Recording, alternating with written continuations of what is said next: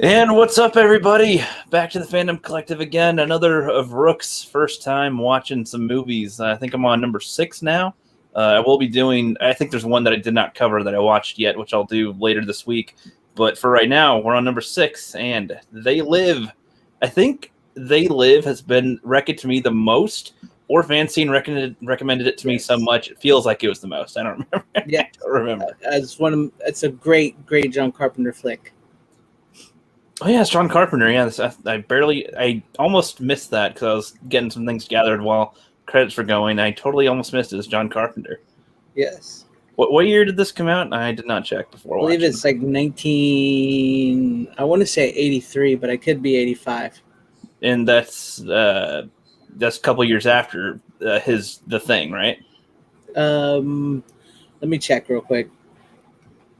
Because I believe, I believe They Live came after The Thing. Okay, cool. They Live was in 1988. 1988. Okay, well that's interesting because they are they're very different, of course, as films. Oh yes. I think the concepts feel kind of similar as far as The Thing was 1982. Yes. I guess in my head, like if just because we're talking John Carpenter, like if we were to make a fake universe of, okay, his movies are vaguely connected or something, it'd be speaking of which, now that you have seen The Thing and I know how much you like The Thing, there is it's called John Carpenter's trilogy, Apocalypse trilogy. All right, they're like, oh, really? Yes, it's The Thing, Prince of Darkness, and In the Mouth of Madness.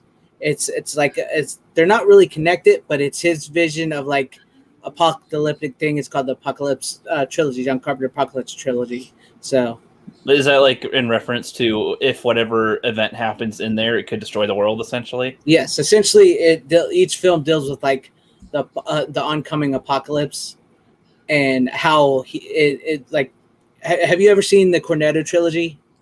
Yes, I have not seen At World's End 100%, but it's like I do want to sit and watch it. Yes, it's like that. It's like 3 different movies, but they're all sort of 3 intertwined. I see, but they're not connected. But it deals with the apocalypse and like each vision of how the apocalypse comes about. Like Prince of Darkness is a religious like type one, and The Thing is like a science, alien outer space, and then The Mouth of Madness is just like, I can't even explain it. That movie, you got to see that one. Yeah. Yep. more for the list. Of course. Yes. I might do that in October. Then I might make it a John Carpenter type of thing where I watch some more John Carpenter films. I might do that for October.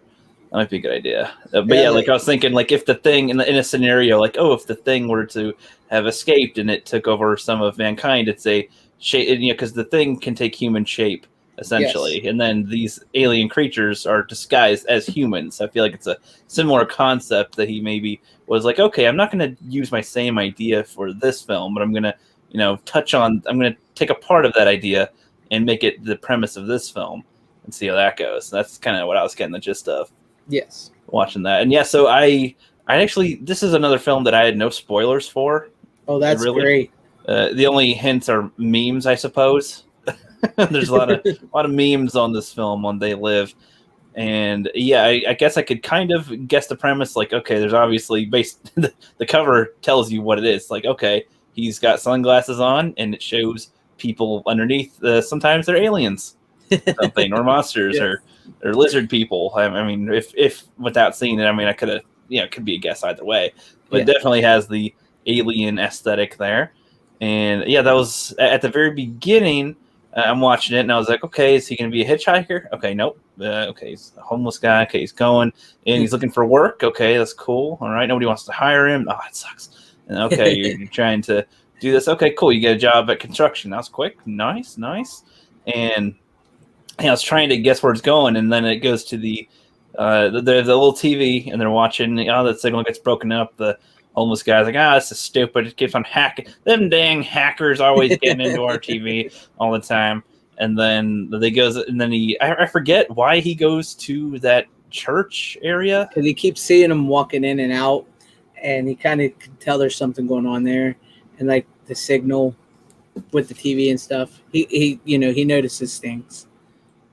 Okay, yeah, I might have looked away for a second, missed some of that detail. But yeah, he's listening to the blind. Is he a preacher or just a citizen? I kind of. I believe that guy was like one of those like street preacher guys that was kind of crazy, but I believe he was also part of the whole people in the church. Okay, yeah, because I do get a little just when it's the outside preachers, they're like, "Oh no, this is happening," and unveil, let the eyes of God be your eyes, not this and that they hiding above. Like I'm like, okay, are you a real preacher who's preaching, or are you a citizen that's preaching, but he also goes to church, but he's not a preacher? But regardless, I'm like, okay, that's okay. I got you. He's using some of that. They're taking control. They're controlling you. You guys got to wake up. All that, and nobody's just like, he's just a crazy old guy, whatever. Police take care of him all the time. Okay.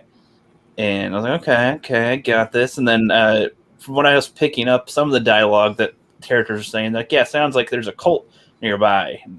I think they say something like that. One of them says that in passing. There's a cult around here, a lot of cop activity or something. It's like that. Something like that. It's I can't remember if it was like a cult or whatnot, but it's like, yeah, there's like something going on and they kind of distract him and like try to say there ain't nothing going on around here other than that. Yeah, just that. That's why there's a lot of cops around here lately. Sure. Real quick, Classic Blue says, "Hey Jeff, watching another classic. I bet you won't get FANZCENE. Never asked Jeff he has anything. The answer most likely be no. If I've seen anything, yeah, of course, yeah, classic. No, it's all good. He did not really like my review on Buckaroo Banzai.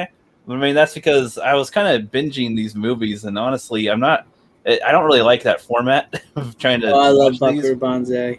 Well, I mean, like it was the fourth or fifth film of these that I'm watching, and I also did streams after each film, essentially. Yeah. And like by the time I got to Buckaroo Banzai, I'm just like I'm not as engaged with it. I was just kind of like, okay, and I'm getting some other things settled while I'm watching it, so I'm not fully paying attention. At least at the beginning, I wasn't fully paying attention, so I missed a few details and whatnot. Yeah, that's a movie you got to pay attention to, because if you don't pay attention to it, then you get lost real quick. I missed what the alien creatures are actually called. I don't know if it's said more than once, but I don't think it was said that much if they were.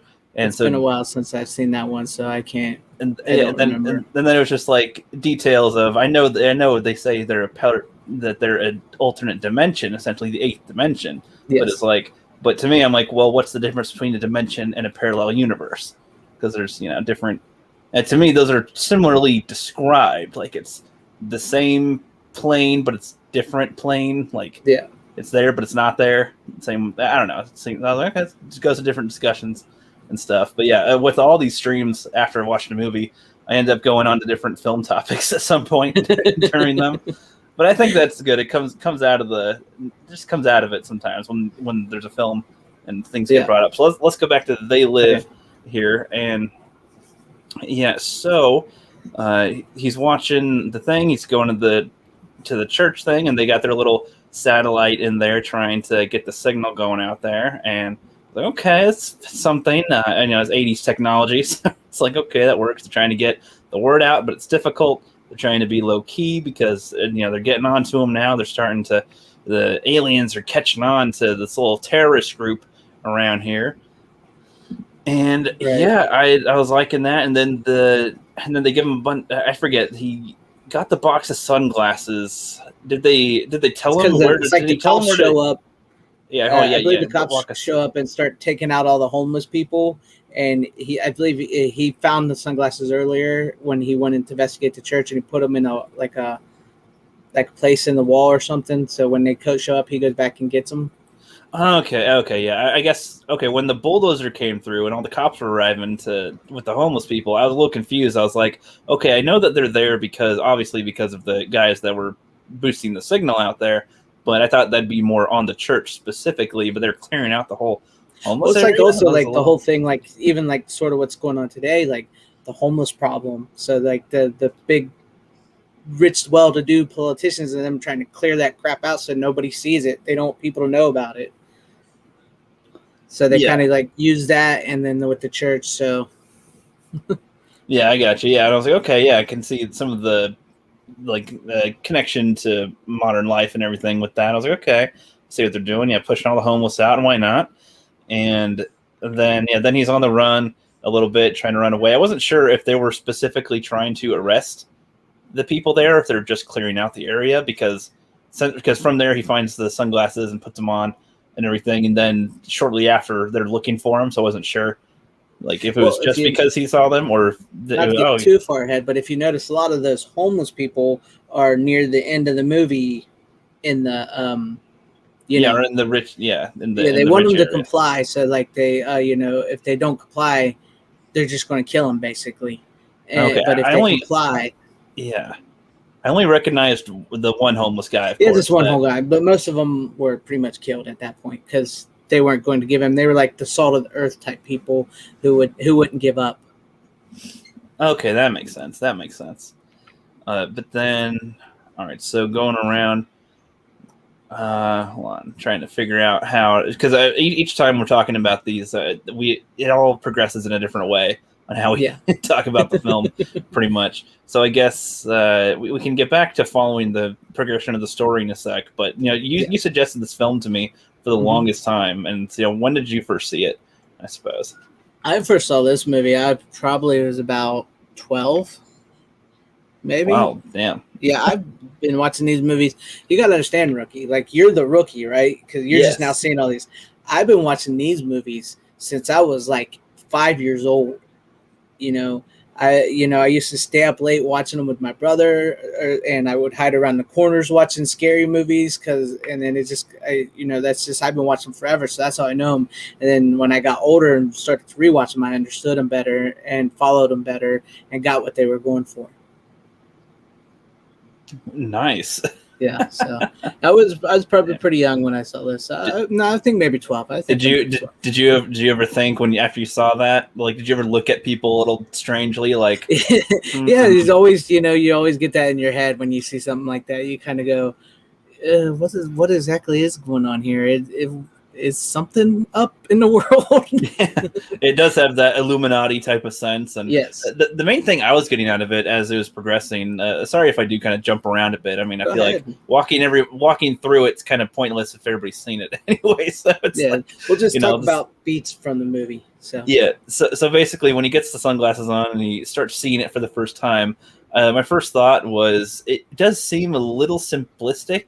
I guess, like, a little vague with it's just a whole magazine will just say, like, obey and keep sleeping, watch that, and, like, I don't know, like, because it's like I'm in a bookshop and every owner, I'm like, well, or like even the drinks will say, like, consume, and it's like, well, I mean, technically we do need to consume liquids to live, so I get what you're saying, but it's also sort of like kind of like, once again, because this movie relates so much to today. Yes. It's kind of like brainwashing. Yes, you need to consume. Yes, you need to mate. And yes, but it's like they're telling you to get lost in these things. Get lost in it. Because back there was no social media, so there's no phones. So people had magazines. So they want you to get lost in these magazines and take all your focus onto that. So you're kind of just like a drone, basically. They want you to consume, like consumerism, just consume this drink and buy this and that, and pay attention to what they're doing, so you don't see or focus on these, so you don't pay attention to what they're doing. Right, of course, yeah. I mean that's the main thing to take from it. My only comment was just on, like, well, the drinks. I'm like, well, yeah, but they're to live, because we don't all go to the water. Like but the rest of it, of course, was a big thing. Yes, but yeah, and then I assume, like, everybody's looking at him a little funny. They're like, "You okay, man? You all right, dude? Bro? You okay, bro? Okay, no. All right, yeah, you're a little high there." And then he even comments when he takes the girl and lays down. He's like, "Man, it's like coming off a high. What the heck?" Yeah, because it's like opens your mind, and it's like craziness. Yeah, that was kind of funny. I like his reactions to seeing some of the people. You look like whatever thing he had. He's like making fun of the one old lady in the place, and he's like, "I don't want any trouble, man." He's like, "Man, fuck this." He's like acting a little crazy, Piper, man. I was like, okay, yeah, his believability to believe what he's seeing on there was interesting, but they do show him many times, like, kind of question it with just visually. He's like, no, what? Okay, hold on. Okay, let me look at this and see. Let me look at this and see. Okay. what the hell? Like, okay, you're not an alien. Like the first guy at the magazine place. I mean, I think that was good to show like clearly he sees one person is a person when he's wearing the glasses, and the other person is an alien when wearing the glasses. So. Here, I'm about to blow your mind. Okay, the alien that he sees, you know how he sees them, right? It's all played by the same dude, other than when there's like a bunch of them together. So when he just sees like one alien, it's all played by one dude the whole movie. That's funny. Yeah, even the women, but like when there's like 4 or 5 of them together and he sees them all like that, that's more than just that guy. But like when he's just seeing the one dude, it's the same dude. Like whenever when he's on a different person, you mean? Yeah, like with that rich guy that he sees, and then when it's just a woman, or when it's the president on TV, or it's just one cop, that's all the same guy. Hey, Joe, we need you to go over to this set now. Okay. All right, Joe, you need to go to this set now. Okay, 2 seconds. All right, you're done. Okay, go to the next. It's like, man, I got to go everywhere, and I'm just on screen for a few seconds. Like, okay. It's got to be fun. It's John Carpenter. This was actually a thing against like the Reagan era people and politicians. He's like really against authority. John Carpenter is, but like he also says he's against authority unless he's the one in charge. Right, of course. So he it's got that angle, but he also says like, which we get lost in movies today, is like he said you can put in like something like that political type message that he does in this, but it can't be built around that. It has to have a story. It has to have character, and it has to be made for everybody as best as he can. So he can have that little bit of messaging that he wants, but he's also got to tell a complete story with interesting characters and try to make it for all the general public. Exactly. And I mean, that's why I feel like it's not even as direct as, he's totally justified in just killing all of them, like entirely. Because I mean, other people looking at him like, dude, you're killing these people. Like, in a way, it could be a reverse commentary of like, people that are crazy or that are they're seeing things. Don't you see them? Don't you see them, guys? And they're going and killing people, and you're like, what the hell is wrong with you? What are you doing? Right. I see the aliens, the lizards, whatever, they're here. And it's like, dude, that's Joe. That's Janny. Well, what are you doing? Like that, killing them. Yeah, so I liked how they showed quite a bit of that. And did you like his famous line? I got chewing gum and kick ass, and I'm all out of chewing gum. Yeah, I've come here to kick ass and chew bubble gum, and I'm all out of bubble gum. Yep, that was pretty funny. And I just like how easily he goes into, okay, I put the sunglasses on, I checked it out a bit, saw a couple alien things that freaked me out. Cop approached me, and now I'm going to kill everybody. I was like, whoa, that was a very quick escalation. But it's kind of pretty quickly about the alien invasion. Once he from the church, he heard the signal that they were putting out, and then he puts on the glasses, he starts seeing all these things. He pretty much figures out. He's a decently smart man for an average type guy. So he had to try something. And then like that famous line, like I said, Roddy Piper, who was a wrestler. He used to have this book of stuff he would write down, things he would say in the wrestling ring or something, and that he would want to say during his promos and stuff. And he showed John Carpenter, and that line, "I've come here to kick ass and chew bubblegum," was in his notebook, and John Carpenter loved that line, so that's why he put it in the movie. That makes sense. Yeah. I like that line too. No, I mean, man, this is fun. Let's see here real quick. Classic Glue says they aliens had been there for a very long time as they took over industries to replace all the consumables with subliminal messages disguised by the signal. Yep. I caught on to that there. It looked like they had like a little airport system to go to other planets and galaxies as well. It's pretty funny. That's how they transported themselves in and out of the world. Yeah, the way the one homeless guy at the end in the tuxedo is talking to them and giving them the tour and everything, he's just like, well, they already won. Like, let's have a little piece of something, if that's the case. Yeah. Seemed to be like, he's like, yeah, I get it too. It sucks, but I don't know. We'll get a nice suit and tie and some wine. So and some money that was going to make him rich. So exactly. Yeah. Like this movie still, in my opinion, still plays to today. It's like really that important because you can say whatever side you want, but it's clear that that's been going on for a long time.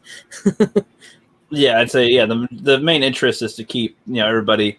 I mean, that's the thing. If you want to have a strong country, I suppose you want to have everybody doing whatever they say. Keep your eyes down, focus on these things. Look at this thing. Wow, Kardashian something. This. Yeah, Wow, so look you at don't this see thing. what's going on over here. Did you hear what the president said? Let's talk about that constantly. But that's all we're doing is talking about it. So meanwhile, it's like, okay.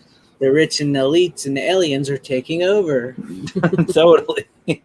So yeah, I don't know so much about the rich specifically. It's John Carpenter. Like I said, I've watched this movie. I watched the behind the scenes stuff. Yes, it was about like the rich and the elites and the politicians at that time. Yeah, I assume so with that. Yeah, I imagine the view on politics and people in society, class systems change a little bit over time, but in a way there is that constant, stays the same. I want the constant continuation of there like being some divide with the classes of like, you're rich, so you were born with this, or you had that, or you were bought out and did this. But there's the cases where people earn, they work their way up there. Like as the working man, they were able to get up there. But I assume that's less common than what's already in place, I suppose. Yeah. So what did you think about the fight scene? That was a really long fight scene with him and his buddy. I was like, wow, he really is insistent to get him on his side to wear those glasses. Put on the glasses. Put on the glasses. Wear those glasses. There's so much to that fight scene. I mean, I like the fight scene. I think it's a great fight scene. My summary of it was like I had a lot of different feelings came in during it because I'm like, okay, that guy's being really nice. Oh, hey, look, now you're kind of being an asshole, kind of push him a little bit. And then, but I like the guy doesn't take his shit. And then they're fighting for a little bit. And okay, that's pretty brutal punches. Okay, weird, slow fighting, but it looks painful for the most part. And okay, you're going to walk away. Nope, he's still going to fight him. Okay, shoot. All right. This is going on a little long. And then he breaks the car window and he starts laughing. And I was like, okay. And then they start fighting some more. And then the one guy pretty much wins. He's like, fuck you. I don't want to wear the fucking glasses. Fuck you. I don't care. And he walks away. Nope, still not done. And then he comes in for some more and kind of cheap shot tackles him again. I'm like, I thought he was going to go, hey, I'm sorry about that, but can you still put on the glasses? Nope, just go for a kidney punch and starts going some more. And finally puts them on and shoves them around and then makes him sing. He's like, what the hell? I was like, that was a very drawn out fight, but I did enjoy that. And I was thinking, I'm like, this is going on a little too long. No, actually, this is okay. And honestly, it tells a lot about their characters. Like that they are the fight to the end kind of guys. They're not the, I'll just give up. I got hurt a little bit. I'm going to give in. No, they are the kind that would rather, even if it's something petty, like I will not put on the sunglasses. It's just like it seems so frivolous. I suppose that's a better word. It's like I will not put them on. Okay, like he's in a way that's also good because he's like a non-conformist in that way. He's like, you telling me to do this, I will not just do it because you tell me to do it. Exactly, and that's sort of the reason behind the fight is also like how we all tend to fight with each other because we're all trying to get each other to see the other person's point. So that's part of the reason to fight, and that's why it's so drawn out too. Is because it's like supposed to be like this raw, like drawn out fight. Like you put on the glasses. No, I'm not putting on the glasses because we all see see things differently. We're all trying to get each other to see the point. And also, John Carpenter really liked this fight in this old Western, and I cannot remember the name of the Western every time I talk about this. But it was like one of the longest fights in movie cinema at the time, and because he was a big fan of like movies from the past because that's when he grew up, and he wanted to top that fight, so he purposely made this fight longer. Yeah, he purposely made this fight longer than that fight scene in that Western because it's an homage to that, and it's also like you said, like how he wouldn't put on the glasses because he was like a nonconformist and he was he was trying to get him and all that. So it's also like all that combined. Damn, a classic glue. Find out what FANZCENE's referencing here with John Carpenter was inspired by an old Western film that had a really, really long fight scene. I cannot remember. I've seen it. It's pretty decent. It's just like big long fight, sort of like theirs, and they like fight on the side of a hill. and it's like a famous cowboy actor, and I can never remember the name of it. And I've talked about this before, but yeah, he was a real big fan of that, and it was like one of the longest fights on screen in a movie. So he wanted to like pay homage to that, and he also wanted his to be longer than that fight scene. And so it works out so well. That's funny. It makes me think. It really makes me appreciate fight scenes, honestly, Yes. because a lot of people will look at fight scenes as some type of garbage moment. Sometimes in a film, they'll be like, "Oh, this isn't the there's no character development here. There's no plot progression here, or something." And it's like sometimes fight scenes are a great. Like it's a great opportunity to accomplish many things at one time in your film, and with characters, you can tell a lot about a characters without them telling you anything about a character. You can tell about them with their fight and their fight style.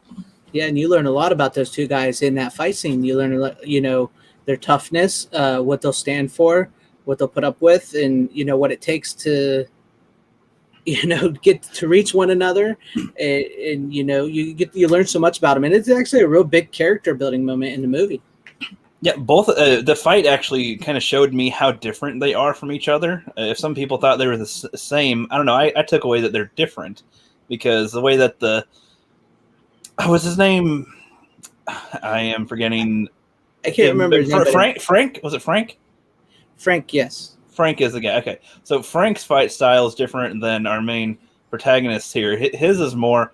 I feel he's more honorable, honestly.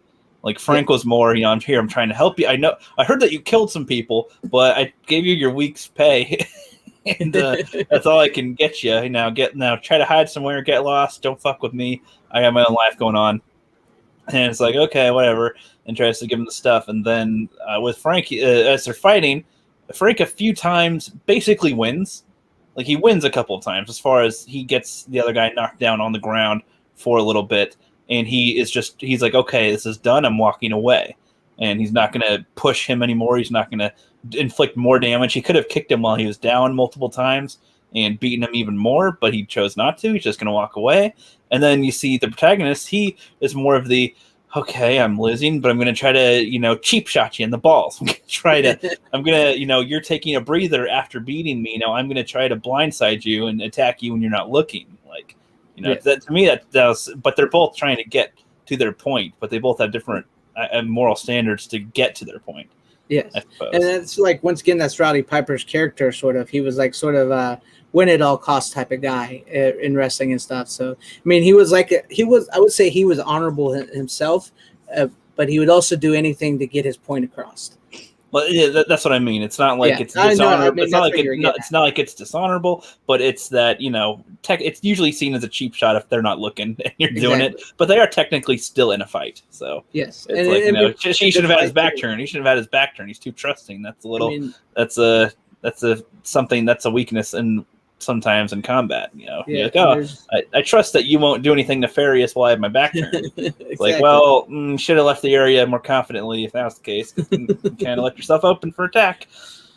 It is good. It is so good too. I mean, it's like no CGI or anything, and no flashy like superhero like jiu-jitsu type fight. It's just like this real, just like two dudes, just like I'm gonna do this and I'm gonna do that, and it's just like a fight.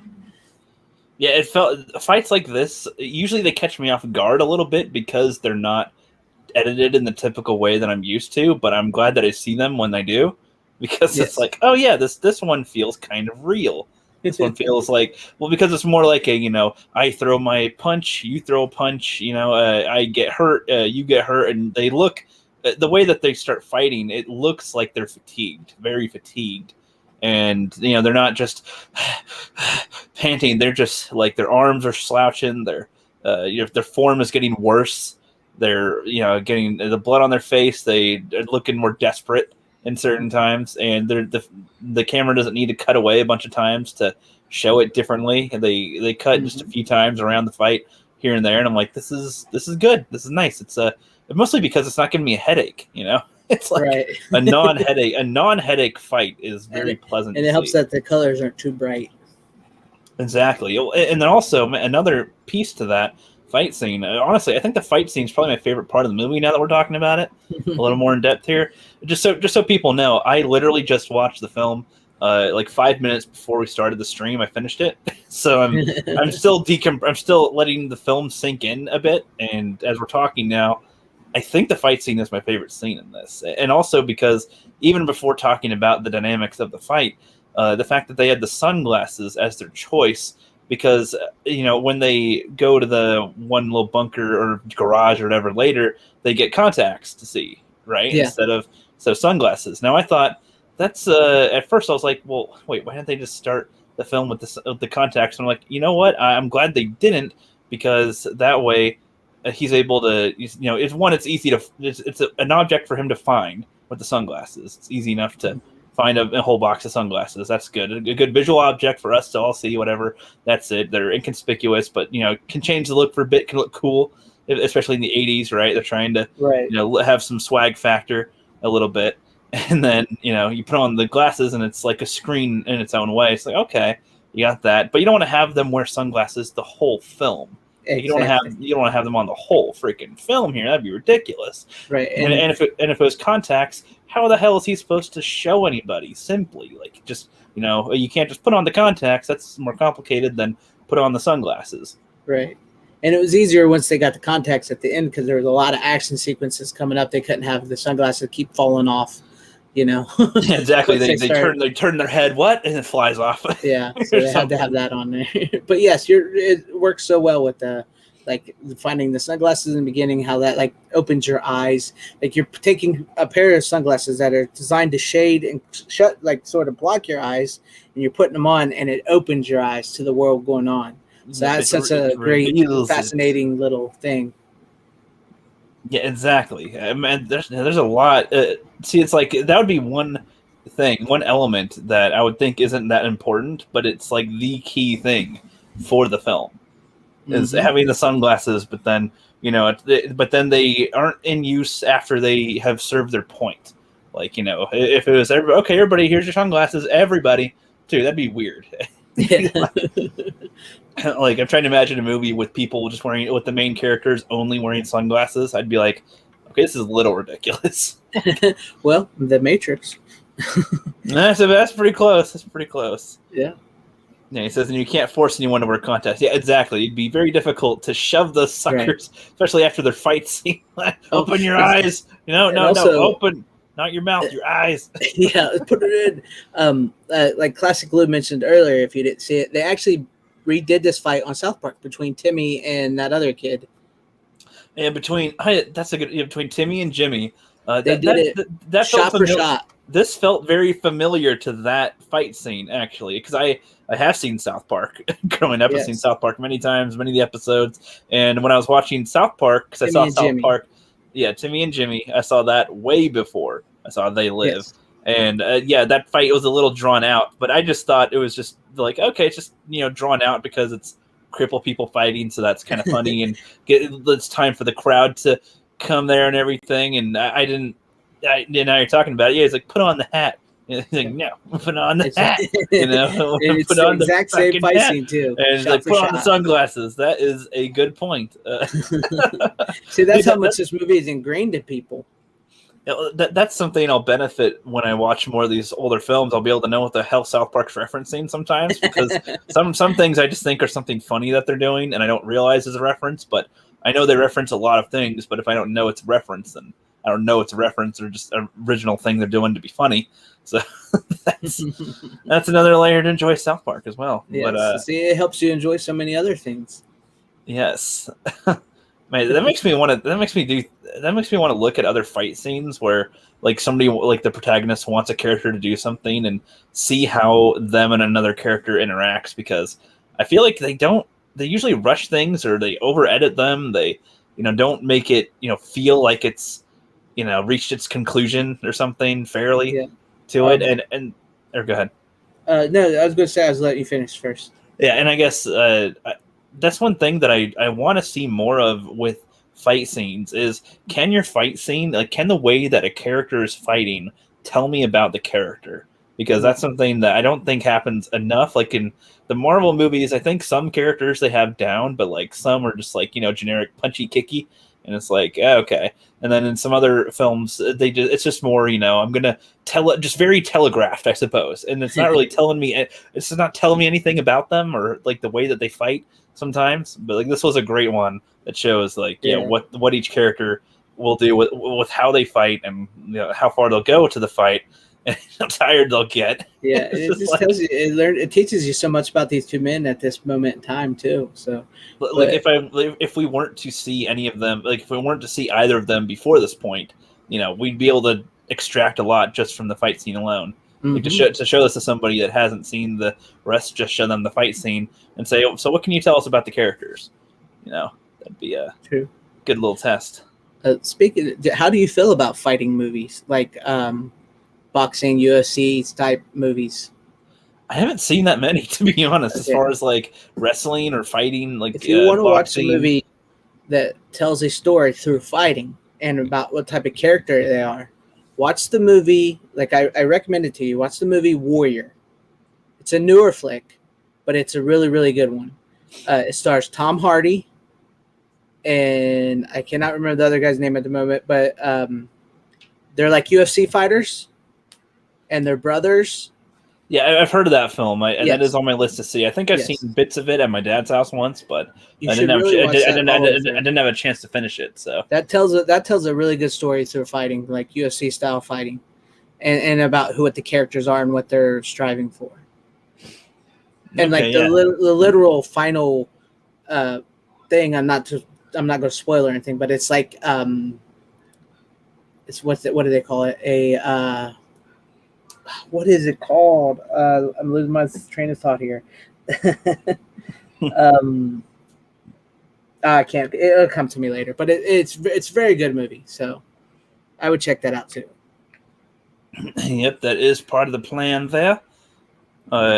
Tommy says Rookie is condemning special. What does he say? What does he say? Special needs fights. Yeah, but he's condoning special needs fights to the death. Yeah, when they're funny. Yes. They weren't funny then, no. Yes, but okay. So we move on for the fight. So what did you think about the woman that he ends up with at the first point when he gets with her? Okay, the woman, I don't. I mean, okay. At first, I was like, "All right, she's down for a captor." She's like, "Okay, thank God, finally a burglar or a robber's trying to, use me. Thank you." That's what she seemed like at first. She was like, "You're in charge." Okay, I'll just say I see whatever you see or whatever with the glasses. It's like, okay, she's totally into this. And then I did like. I was like, "Oh, there's a signal on the TV." Smacks him over the head and shoves him out the window. That was hilarious. Yeah, when he rolled, and it's just such a huge fall too, and he just keeps going. He was like, "I'm not even gonna look back. I'm just gonna go forward." And that was dumb. All right, can go on from here. And yeah, she just calmly calls the police or the aliens or whatever. It's like, okay, that's interesting. But honestly, I don't know, like, because he sees her later and he's like, "Oh, let me talk to her," and like they act like the way it's framed is like a potential romance type of thing, and I'm like, when the hell did the romance start? Like, what was the romance part? I don't really see. They kind of play it like the Florence Nightingale type thing. Well, not Florence Nightingale. What's that? Where they're locked together.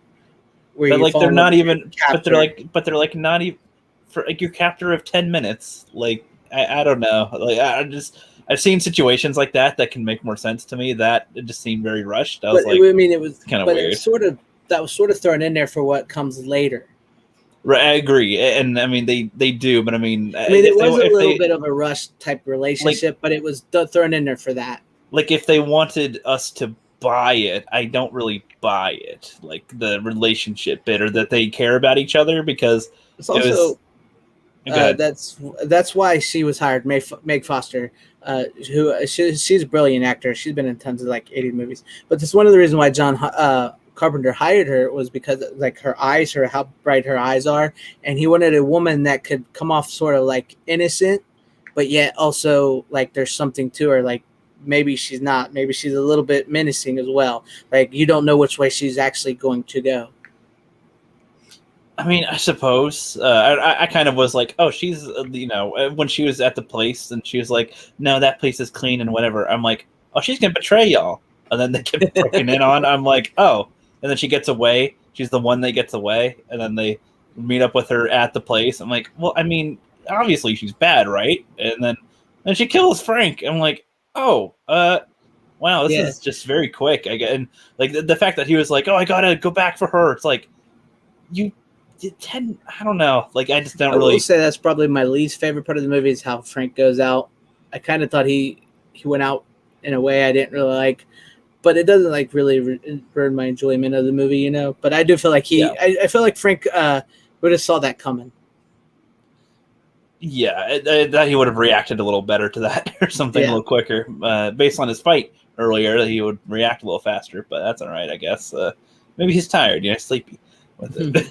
But yeah, she's honestly, I think she's the worst part of the movie, in my opinion. Like, I just don't think she adds much to it. I don't think, like, honestly, at least if they didn't try to play it as if he actually cares about her, if it was more that he's like interested, like intrigued, like how she didn't put on the glasses, but she knows, like, what, or something. And she's the one that survived this too. Like, they slaughtered everybody. Like, if it was more like that or something, I think that'd be better. But you also got to think that this man has been on his own for a long time. I believe, if I remember correctly, he had a wife and kids that he lost in the movie. So like he's kind of been like on his own and not trust anybody. And then he gets like this purpose, and he gets Frank, and then he meets this woman, and maybe he thinks he's changed, turned her. So it's kind of like something he's never had for a long time, and he kind of gets it.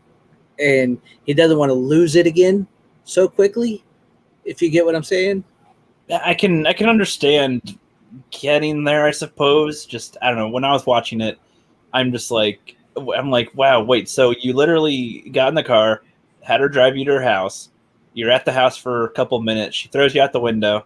Like, and when they were in the house, I didn't really see any of that as like any type of bonding or connection or like really understanding each other that much. In that scene, like, it's just like the bonding moment comes when he finds her at the meeting, and she walks up to him, and she kind of like she apologizes, and then he kind of like flirts with her. So I think that kind of is when that bonding happens. Yeah, I don't know, because then when he gets there, I think he'd just be more intrigued, not really. I don't know. I don't know. I just don't think the way they. I mean, I get where you're coming from, man. If they could have just maybe had a couple more, minutes or something with it, maybe I could have bought that easier. Like, I know in a lot of films they rush relationships. I mean, they do that all the time, but I feel like this was really rushed based on how much screen time she has in it. I don't think it was that. It should have been a little longer, maybe, if that's what they're going for. I also kind of think that's the point of like this movie too, is like how like those movies rush those type of relationships, and how that's also sort of part of the whole like movie consumer type thing. How it's also like when he sees the thing, find a mate and populate and all that. So I think that's kind of the play on that. You're saying like even though he's going against this purpose, like that is still like a base thing. Yeah, it's like a bait thing. Like they were going to use her towards him, which sort of goes part of their plan, and he's not going to fall for it though. In the end, well, you see, I guess like if it was any type of seduction, I just thought there'd be more like a Bond villain girl, like. I haven't seen any Bond villain stuff with chicks, but I'm aware. I'm so aware of all the memes and stuff with them that like they're always very luring. I suppose they always turn on him. They're always very what are those like sirens? Like femme fatales. Yeah, femme fatales, Greek sirens, same thing. Like that lure you with their beauty and stuff, and then kill you or try to betray you or something along the way once they get you. But so I know I just didn't like her personally. I get you. I mean, I don't think a lot of people really like her in the movie. It's like, but I think she could have. I think that it's a little bit more if she was in it a little longer, doing a little more things, and then I think maybe I could get behind it easier with that. Right. I get you. Yeah. And then, I mean, this movie is really short. I actually was kind of hoping there was more to it a little bit. Like, Well, I believe this was actually a lower budget John Carpenter flick because he had done a bunch of big budgets like before, like with the thing and all that. Gotta go down a little bit. Yeah. Well, he likes to do lower budget movies. It allows him more creative freedom. That's why he likes to do them. So like, so I believe this was one of the ones he did like a big budget movie or something, and I think he wanted to go back to his low budget type, independent type feel. So he did. I believe that's why he did this one. So yeah, and he's like a huge fan of like the 50s sci-fi because like we've talked about and like I've talked about, like so many people in the 80s were influenced by the 50s.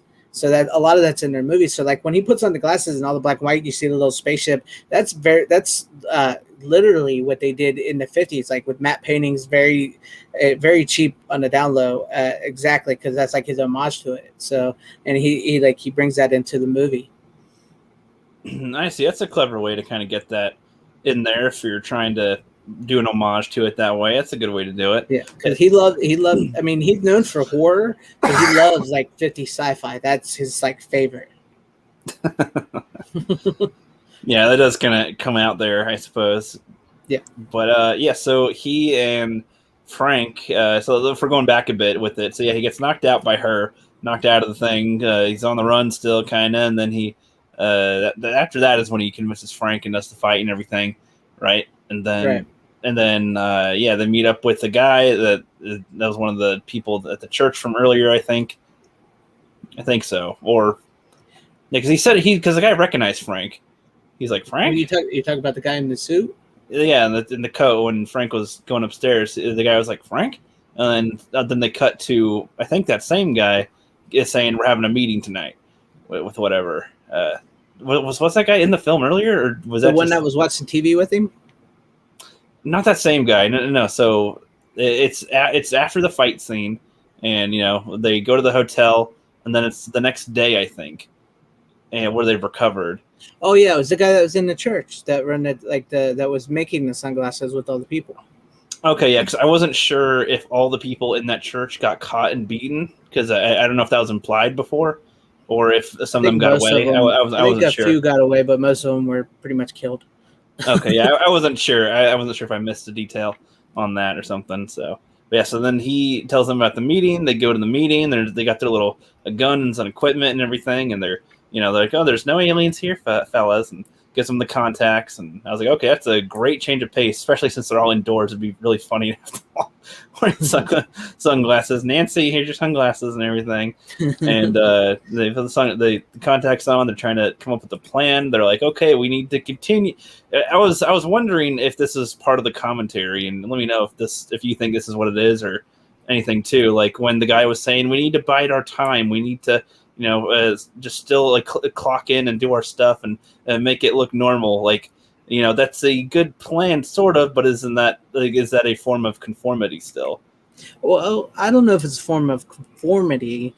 I think they wanted to know a little more about what they were. I mean, the glasses and the contacts are one thing to see all the signal and to obey and what they want you to do and everything, but you also got to know the end game of what these people are planning to do. And if you start causing a big ruckus right away, they can squash you out real quick. So you kind of got to. It's kind of like guerrilla warfare. You kind of got to stay low and hit certain points. Well, yeah, of course. That way, just wait, because they're like, oh, we need to start doing some blood, and it's like, well, yeah. But then y'all would die, and that'd be then what? Like, there's no end game plan there. So like I know that there's like, okay, it's a better strategy to go for the long run, but I wasn't sure if if they were also trying to go like, okay, maybe this guy isn't like 100% like wanting to go away from it. Like, oh, let's all have some of that taste of our lives while we have our eyes open still. Let's have a taste of the lives still when we can, or something. Like, I don't know. It could be that this guy was a little scared. Like he knew what was going on and he wants to help, but he doesn't want to. Right, he doesn't want everybody to die. He doesn't want everybody to die, and he doesn't quite want to lose the way he lives.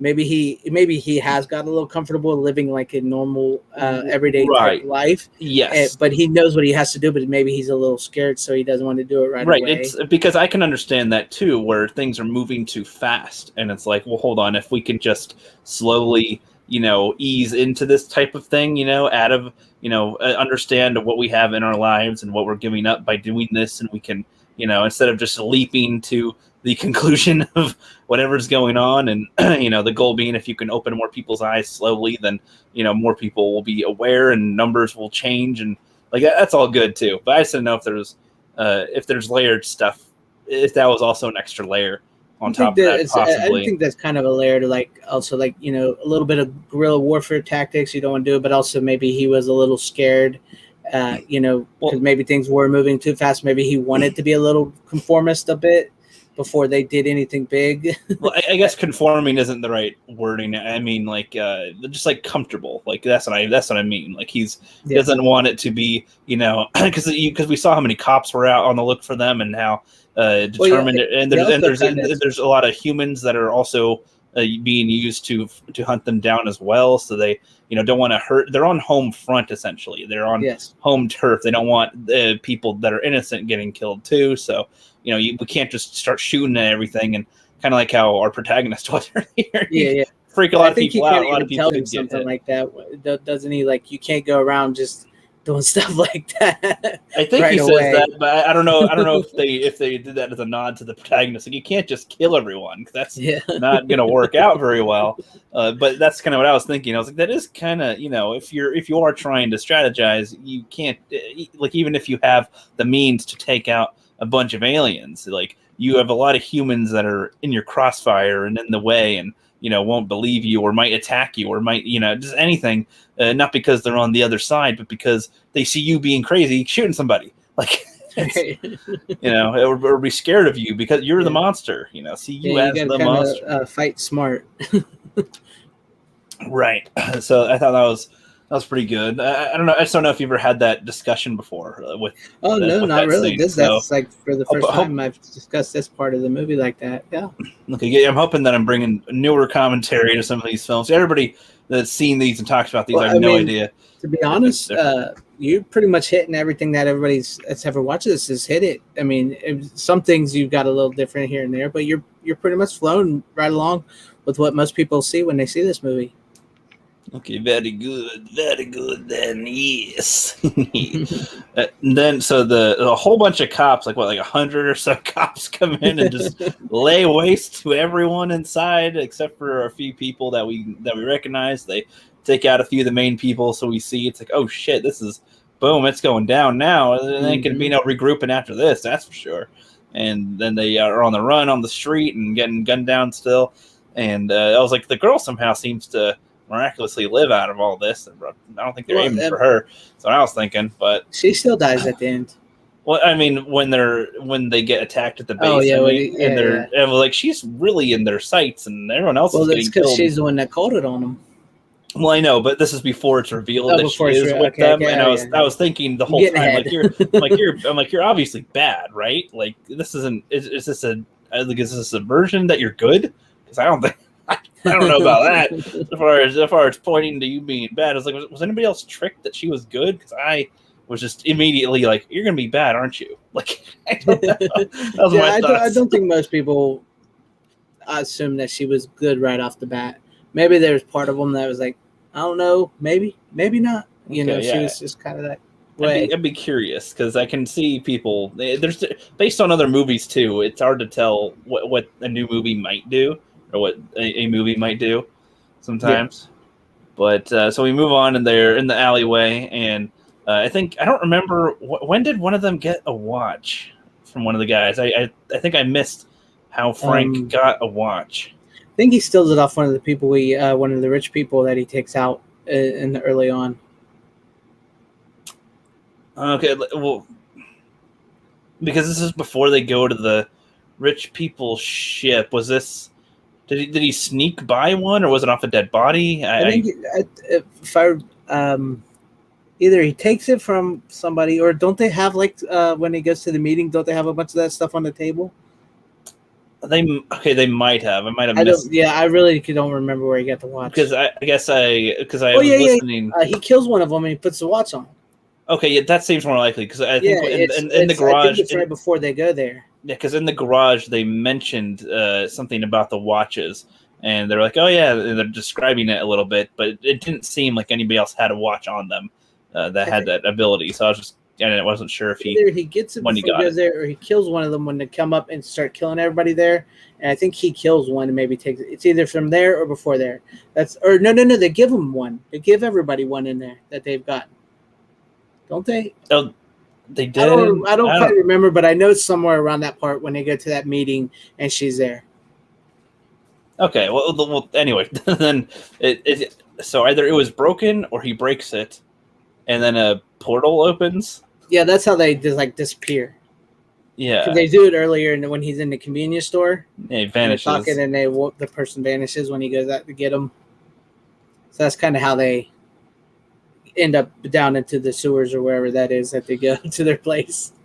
Yeah, so I guess that was another thing. Based on what they show, like, so they go down, so they get into the little hole, the little Mario hole thing, and they go to. We can assume that it's a basement, but I also kind of thought it was like a spaceship, maybe, because but they're showing some the aliens in disguise, like, oh yeah, we won, yay, basically, and they run away, and then they go to that hall where they see all the rich people talking, which I'm not sure. Those all could have been more of the homeless people from the beginning. I thought it was just the one homeless guy. I think it's just the one homeless guy. That's like, hey, I'm glad I joined here, eh, fellas? And y'all are smart too. I'm glad you're like me. It's just like, okay. And it's like, nope, all right. And then he's giving them the tour and everything. And then I thought, because he was like, hey, you want to see this cool thing? And then he shows, you can like hear like airport type of dialogue in the background off a speaker as a couple people get beamed to Andromeda Galaxy or something. Yeah, to the galaxy where they go. And it looked like they were looking at space, unless that's supposed to be a screen, like just display. Or I thought they were in space or something. I wasn't sure. It's like teleportation, like bending through space and time to get there, like wormhole type technology. And yeah, I believe that's like space. Yeah, it's just, I guess, because the window in front or that was behind the beam, like it showed a planet, and they were like in space. It looked like. Yeah. But then they're not in space because they are at a TV studio. After that. Yeah, I think that's I don't know. I think that's just like where they teleport them out. So like it's like it could have been like a view screen type thing. I think it could have been too. It just to me, I was like, wait. So I thought because when they said, oh, it could be in a basement of some kind, I was like, or you're in an alien ship, because they're aliens, right? Yeah. This is like, you're not on Earth no more. But that could just be imagination taking over there. And then he gives them the tour, goes to the TV room, and he's like, hey, can you get us in? I never seen a real TV set. He's like, yeah, I know these guys. It's just like, okay. You got their ID cards? Yep. Pulled out their guns. and then we don't see our guy again. He just goes away, and he's out of the movie. Yeah. But I do just love how they just like straight just start killing these people. Yeah, it's like I was like, there's like no thought to it. It's like you're dead. It's it. You're done. That's what I was thinking. I'm like, there's no plan. There's no like real discussion about what to do or what's going to happen next. It's just let's just kill people, whatever. And it's like we only got a few minutes left of the film, guys. You got to hurry. We're almost out. So hurry up. And they do that, and they try to go to the roof, and they go by a few different rooms full of people, some of which they shoot, some they don't. So I assume some rooms are just full-on humans or something. Otherwise, I would think that they would have shot at them, but I wasn't sure because they don't always show their perspectives, though. Yeah. Right. I don't know. I know they just take them out. Yeah, as I say, they seem to shoot without thinking whenever they see one of these alien suckers. So, I mean, they're like invaders, and they're there to take over. So, I mean, you got to get rid of them. Yeah, exactly. But I was saying that because in a room or two, they don't shoot at anybody in there. Oh, yeah, I think that's because like they got the contacts in, and so they know who their humans are. They're not really there to kill the humans. They're there to kill the aliens. Right, but that's what I was saying. So in a couple of the rooms, there were just humans, no aliens. I wasn't sure if that was. Well, when they were in the news station, so not everybody at the news station were the aliens. So right, and they did point that out by having a couple of people run by, and they were just normal dudes essentially. But I just wasn't sure because if there was an alien in the room for some reason, and then they didn't shoot them, I would think that is weird. Yeah.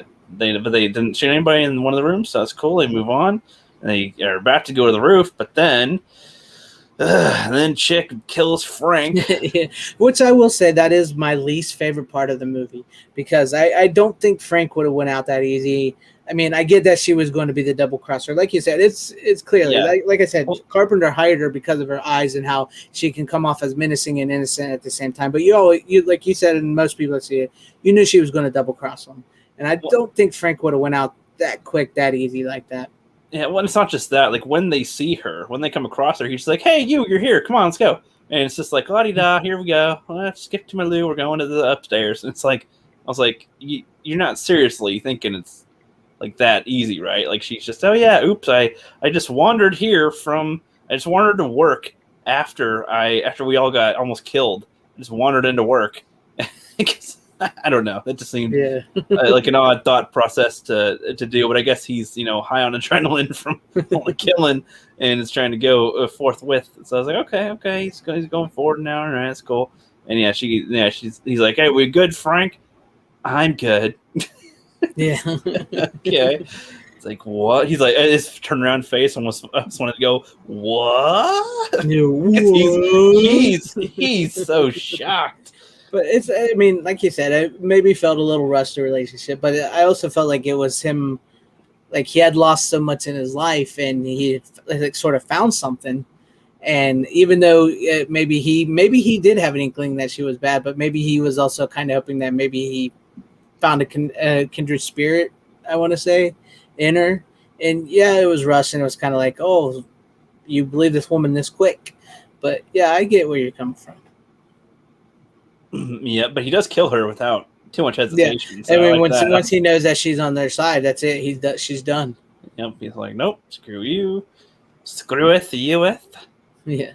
Yep. And just to clarify, yeah, I know that they only shoot at aliens, but I was just pointing out there was a room or two that were just that they did not shoot at anybody. Like everybody at the station was not aliens. And because they show that there's a huge mix of the humans and aliens, I just thought it was just an observation that there's just ones that weren't any aliens in there at all. Was my thought process there is all. And just double checking, making sure it wasn't crazy. You were good. Missing a detail or something. Thus, the hero's journey ends, and he gets injured. And what would you do in that situation? Yeah, I guess you flip off anybody that's looking at you, I guess. So spoiler for anybody who's not seen the end of this movie, we will be getting into the end of the movie here now. Yeah, I mean, I guess I assume that with the title discussing this, it's all spoilery pretty much for it, so that's all good. But yeah, so he shoots the satellite, which was a giant satellite dish on a building, and just a pistol shot or two knocks that sucker out, and now everybody can see aliens that look like the signal that was masking them. Yes, that signal is gone, and now they see that Roger was actually Glingar. And that blonde with the big, and that dude. Yeah, he's like, "What's wrong? What's wrong, baby?" That's the last line of the film. What's wrong, baby? That was pretty fun. I like that little ending there. I was just like showing people the guy at the bar, the alien just looking. And he's like, "Oh," and they're like the first time you get to see him in color. So everybody's looking at him like, "What the fuck?" Yeah, yeah. I like that. That's the only time you see them in color, honestly, because it's like I think you're right. Like the black and white is supposed to be his homage to the '50s in that sense. Yes, and it's actually done very much in the style of like the '50s. Like with the matte paintings, with the obey and everything, and even the little like spaceship thing that flies around, as done exactly how they did like in the 50s. It reminded me of Twilight Zone, kind of. Yeah, it's got that feel too. That was around that time too, so he was a huge fan of that. Yeah, like when he put on the glasses and it's black and white, the concept is kind of a Twilight Zone-y type of thing anyway, right? And then with the obey and submit, consume, like that's the Twilight Zone stuff has to be pretty quick to get you to see whatever they're trying to say, so it'll be literally spelt out sometimes like that, right? And so it was like this just kind of feels very Twilight Zone-y, like we just stepped in there with that. I mean, it's like another type of world and everything, but it's also very relevant to the modern world as well. So that's where the best sci-fi lies. Yeah, agreed. Agreed. But yeah, that's They Live. I finally saw it, FANZCENE. Now that we've talked through most of the movie, well, all the movie, what are your thoughts on this? Now, I will agree with you on this that The Thing is a better movie, but I really enjoy this movie too. So, what are your thoughts on as a whole? Did you enjoy it? You know, give me the rundown. Yeah, I enjoyed it, but I actually enjoy our conversation more talking about it, honestly, because especially the fight scene. The fight scene, like I said, I was thinking a lot of different things when I was watching it, but as we were breaking it down, I really do like that fight scene. That is It's fantastic. great fight scene. It probably is the best part of the movie, honestly. Yeah, like I said, that'll stick with me the most. Yeah, I think like I don't have a rating for it at all right now in my head, but I did like it. I will say that I enjoyed it. I was looking at it a little funny throughout some of it, but I was like, okay, this is all right. Okay, I see. Well, that's to be expected. It's like your first time and it's an '80s movie, so you didn't like grow up with it, so you're coming at it from a different angle. Yeah, well, I'm always curious on '80s movies if they're gonna like toss you in immediately. That's like, what the heck is going? What the fuck? Or if it's like one of these slow, which one? What do we do? I feel like that describes the '80s to me. It's like, it's like full on, boom, what the hell, boom, boom, boom, boom, all this stuff explosion, or it's like, what's going on here for real? Where are we taking you this time? It's either that or the other one. It's because there was just so much creative freedom in the '80s. There's so many directors and writers were just given carte blanche to do whatever they wanted without studio interference. So, yeah, is that how most knew of them what you were going to get? Is that how most of them were made, or were? I mean, I would assume that studios still had their. Well, they had control, but like they didn't have like. Which it's really weird to say this, but back in the day, like a lot of movie studios were owned by like Coca-Cola and companies like that. And they didn't really know. Yeah, back in like in the 80s. So like big corporations, Coca-Cola, like Pepsi and them, like sort of owned like movie studios. And they didn't really understand exactly everything that was going on. So they would like say, okay, here's this money, make me a movie. Hold on. What movie was released by the Pepsi studio? What are you talking about? Oh, but no, like Coke and Pepsi like owned Sony and Universal and all stuff like that. They owned like how like now AT&T owns Warner Brothers. Wait, they owned them, or Pepsi owned the studios. They owned them, or they still own them. They owned them. They don't own them anymore. Okay, I was about to blow my mind. Like a lot of people that owned the studios back in the day, because like when movies first started, like a lot of movies in like the 50s and 60s were actually very controlled by studios. The studios were like very hands-on and everything, and that kind of changed going into the late 70s and the 80s with like these directors and the writers and creative teams coming in, and like how consumerism, like stuff started to take off, and like these big companies like that owned Coke and all them would own studios, and they would make money. They would want to make movies, so they would say, "Here, you make me a movie, do whatever you want."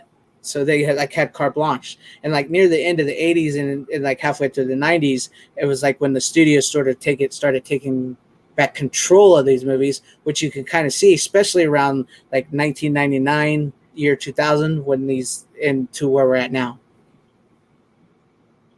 Man, that's like blowing my mind. I had no idea that soda companies owned movie well, it wasn't studios. just like all studio companies, but it was like companies like that would own so many companies. Like they would own Coke, they would own Sony, they would own this, and then they would, a lot of them didn't know. They would put people in charge, but they didn't really know how to make them, how the movie things the whole would work at the time. Well, I imagine at the time too. This is something that's come up since I've been talking about some of the movies now, like in the 30s through the 20s, like whenever films were first coming out, and the types of films that were around through the 60s and 70s, like it all like and then all the way to now. I would assume that the delivery of the medium was different. The purpose were different for some of the generations. Like you're like, oh, let's just record something and put it out there, and people will watch it. Essentially. Right. Like, but not meant in a malicious way. It's let's entertain people. Let's have a train go by, have a chick on the track, have a mustache guy do something, and I don't know, put some funny music to it, and let's go. Like exactly. I mean, like back then it was like you would set out to make a movie to be fun. You know, you set out to entertain. Yeah, I mean, I'm not stupid. Most movies have a messaging in them, and they've always sort of have. But they were back then, from like the 50s, the 60s, the 70s, the 80s, and into like the mid 90s.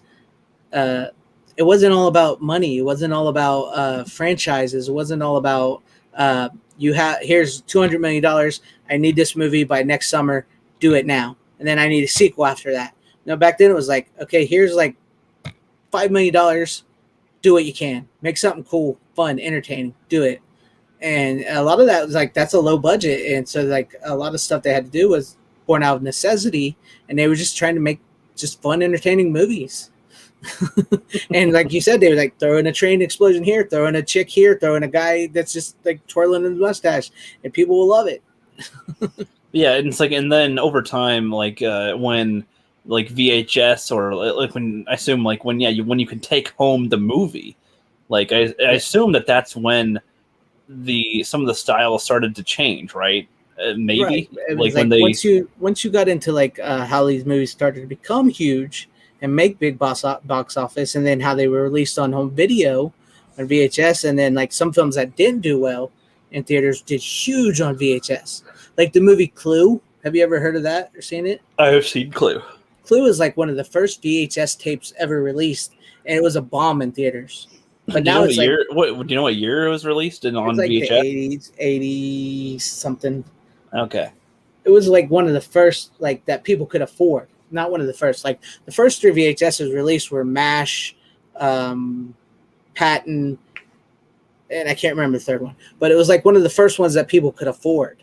Because VHSs cost a lot of money. They're like $90 for a VHS when they first came out. Holy shit! Yeah, $50 to $90. So like Clue was one of the first ones that people could really afford, and because it was a bomb in theaters, so that's one of the reasons why. So and it became so huge, so many people saw it. So now it's like a cult classic, and so many people have seen it. Some people owned it, and so that movie became so much bigger on there. So now we're even like getting a remake of that coming down the line here soon. So I feel like a lot of films have tried to emulate that type of thing. Isn't that like the whole whodunit type of storyline? Like, Knives Out was Rian Johnson's Clue, basically. Right. I think there's some train movie that had something like that too with Daisy Ridley. Oh, well, that's Agatha Christie. What was that called? Murder on the Orient Express. That's a trope of like storytelling and novels and movies for years. That's Agatha Christie. Which Clue is also kind of making fun of Agatha Christie type novels. Really? Yes. So, but yeah, funny. I mean, like, so, but you know, once they started rolling in the money, the people that like helped build these studios started getting control and becoming up higher in the studios, and the studios were sold into like businesses and became their own business themselves. They started taking more control of what was going on, and thus where we're at today. Yeah, well, and I assume that like as soon as like okay, the concept of you don't have to just see it in the theaters. You can see it in the theater and then also take it home with you. Mm-hmm. Was more like so how we make like it's not just a theater event. It's a family event. It's a home event. It's a people can watch this on repeat. They can see this many times. They can they can collect it now and look at it years from now once it's out of theaters and stuff. I assume. Right. So it's like so it's in a way more permanent. Right, like I would assume that could have been a factor in changing how a lot of people made films going forward. Yeah, because there was actually like a big boom on which will be sort of covered in not mine, but the 80s horror documentary In Search of Darkness Part 3, but not about horror, straight to VHS movies. Because that market sort of exploded too, not just for horror, but for like all films. Because like once you said, once you put things out on tape for people to buy permanently in movies, maybe they didn't have faith in, and they didn't want to put in theaters. They would kind of just like rush it out, put it out on VHS. And there's so many people out there that actually start making their own movies. So there was people that would shoot movies. They would get money together and shoot movies on like home cameras. Yeah, that was the beginning of the home videos. Home. I can make my own little video, my own little movie in my house. Yeah, and people would actually make those, and like they would try to make it very cinematic, and they would get these like really cool box art covers, and they would put them out into like Blockbuster and mom and pop VHS rental stores, and people would see the cover and be like, "Oh, what's this?" And they would watch it, and it would just be some dude and his buddies or some like college actors, like a college film, you know. It would just be crap, but it like kind of exploded that way, you know. And then it just, you know, it's something about that. That's funny. Yeah. Like I mean, there's like oh my god, there's this terrible movie. I can't remember the name of it. It's Sledgehammer. It's called Sledgehammer. Oh my gosh, is this movie bad? It was one of those type of movies where they like kind of just took like a camera and got a bunch of group of friends together and made like this horror movie, and it's so bad. Oh, yeah, that's funny. I mean, like the 80s is like, that's when all this exploded, like with They Live and all these type of stuff. Damn.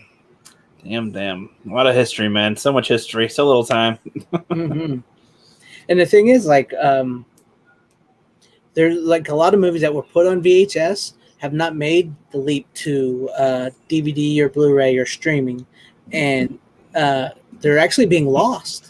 And that's one reason why, one reason why I sort of buy VHSs still. I mean, like most of the VHSs I own, you could get on DVD, Blu-ray, or streaming. But like there's certain VHS movies that you cannot get anywhere other than VHS. So like the movies are being lost because like in the 20s, like a lot of people didn't realize how important or how film was going to be. So like a lot of these silent movies in the 20s and 30s were lost. They were just done. That's it. They were lost in a fire. They were thrown away. So there's films out there that literally no one will ever see ever again. Yeah, it kind of sucks, but I guess it's not surprising. I mean, especially with how they were back then, being so big and bulky, and it caught fire easily. Unfortunately, man, it sucks though. Mm-hmm. Like it'd be cool to see what, for all we know, there could have been better gems out there from those times that we just never knew about. But yeah, I mean, like overall, I liked They Live. It's one of my favorite John Carpenter flicks. Not better than The Thing. The Thing, I think. Wait, hold on. He says Stephen King's The Thing. See, I've never heard of Stephen King's The Thing. Wait, you mean John Carpenter's The Thing? Classic? Because I gotta check. I gotta check if he's got a thing, because I don't know if he has a thing. Which is weird because I like Stephen King. Stephen King, The Thing. Does he have one himself? No, that's John Carpenter. Stephen King had nothing to do with The Thing. Now, have you ever seen The Thing, the original Thing from outer space? Nope. You should watch that too. It's actually really good. Yep, I shall. That's my ever-growing list here. Yes, but, I mean, it's a 50s. It's like, once again, it's 50s sci-fi classic. That's what he grew up on. That was one of his favorite movies, John Carpenter. That's why he wanted to remake it. Yeah, back when people wanted to remake for that type of reason, to go, wow, I loved it so much, I want to do another one. Yeah, and plus it wasn't like a huge. I mean, it's a huge hit now, the original Thing from outer space, but back then it really wasn't that big of a hit. So he took this movie and made that. So, but it was good, and like I really like They Live. But like personally, for me, my favorite John Carpenter movies are John Carpenter's Halloween and The Thing. Yeah, this is right up there with them. Yeah, I did love The Thing though. Like I did not think that I would, but my God, I loved The Thing. That was one of the best. Like that's one I'm probably gonna revisit again. Like that's not common where I'll go, oh yeah, I'll just watch this again soon. Like I do want to see it again because that was really good. It's good. But all in all, you enjoyed They Live. I enjoyed They Live, yes. I knew you would. I knew you would. I was a little worried when you got to the end because some people can't handle when like everybody that's like the heroes of the movies die. It's actually kind of refreshing for me to have. Yeah, there you go. The protagonist sort of get a happy ending. Yeah, and it's like honestly, I'm like, well, you know what? He accomplished his goal and he died. Like that's usually a good thing. So to me, that's fine. It's a classic hero's journey. Not all hero's journey ends on a happy note for the hero. Exactly, and he stumbled into it, so it's just like hey, he kind of handled this all within a couple of days, so Right. not bad, I guess. He discovered it, boom, walked in it, and all right, nice, knocked it out, and now everybody gets to live with aliens next door. Right. Well, now the war begins. Is there a sequel or something, or is No, that's just like the implication? you would think that people would start living with those aliens. There would be a war between those aliens and the humans that can now see them. Oh yes. No, there's no sequel. That'd be fun. I could see that being a comedy movie sequel though, with the war with the. Because I'm surprised you liked The Thing and They Lived. Well, thank you. Yes, I did enjoy them. I'm telling you, man, you got to do the John Carpenter Apocalypse trilogy. Yeah, you've already seen it? I will do that for October. You know, you see the Prince of Darkness and In the Mouth of Madness. Okay. Now, with the In the Mouth of Madness, you have to be a little versed on H.P. Lovecraft. I'm not at all, other than giant Cthulhu or creepy monster things or something. Then you're well versed enough, because it's like John Carpenter, his take on like H.P. Lovecraft story mixed with a dash of Stephen King, because Stephen King was inspired by H.P. Lovecraft. So, damn, how far back does H.P. Lovecraft go? Oh, he goes way back. I hear him referenced like everywhere, all the time. It was like Edgar Allan Poe, H.P. Lovecraft, Stephen King. Boom, boom, boom.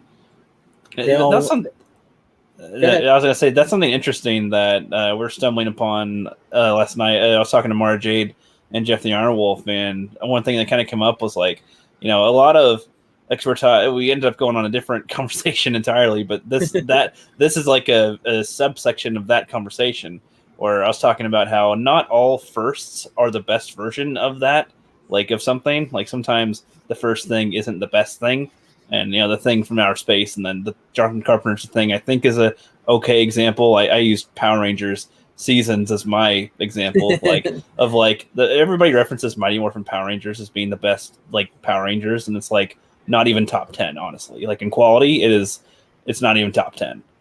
There's others that do way better on that concept and improve, and Mighty Morphin is pretty trash. Fun, it's nostalgia, but it's trash ultimately. I can't agree with that, but and sorry, so the point was going on to adaptation, like people's motivation for adaptations, and then how most adaptations are like most things are adapted from books anyway.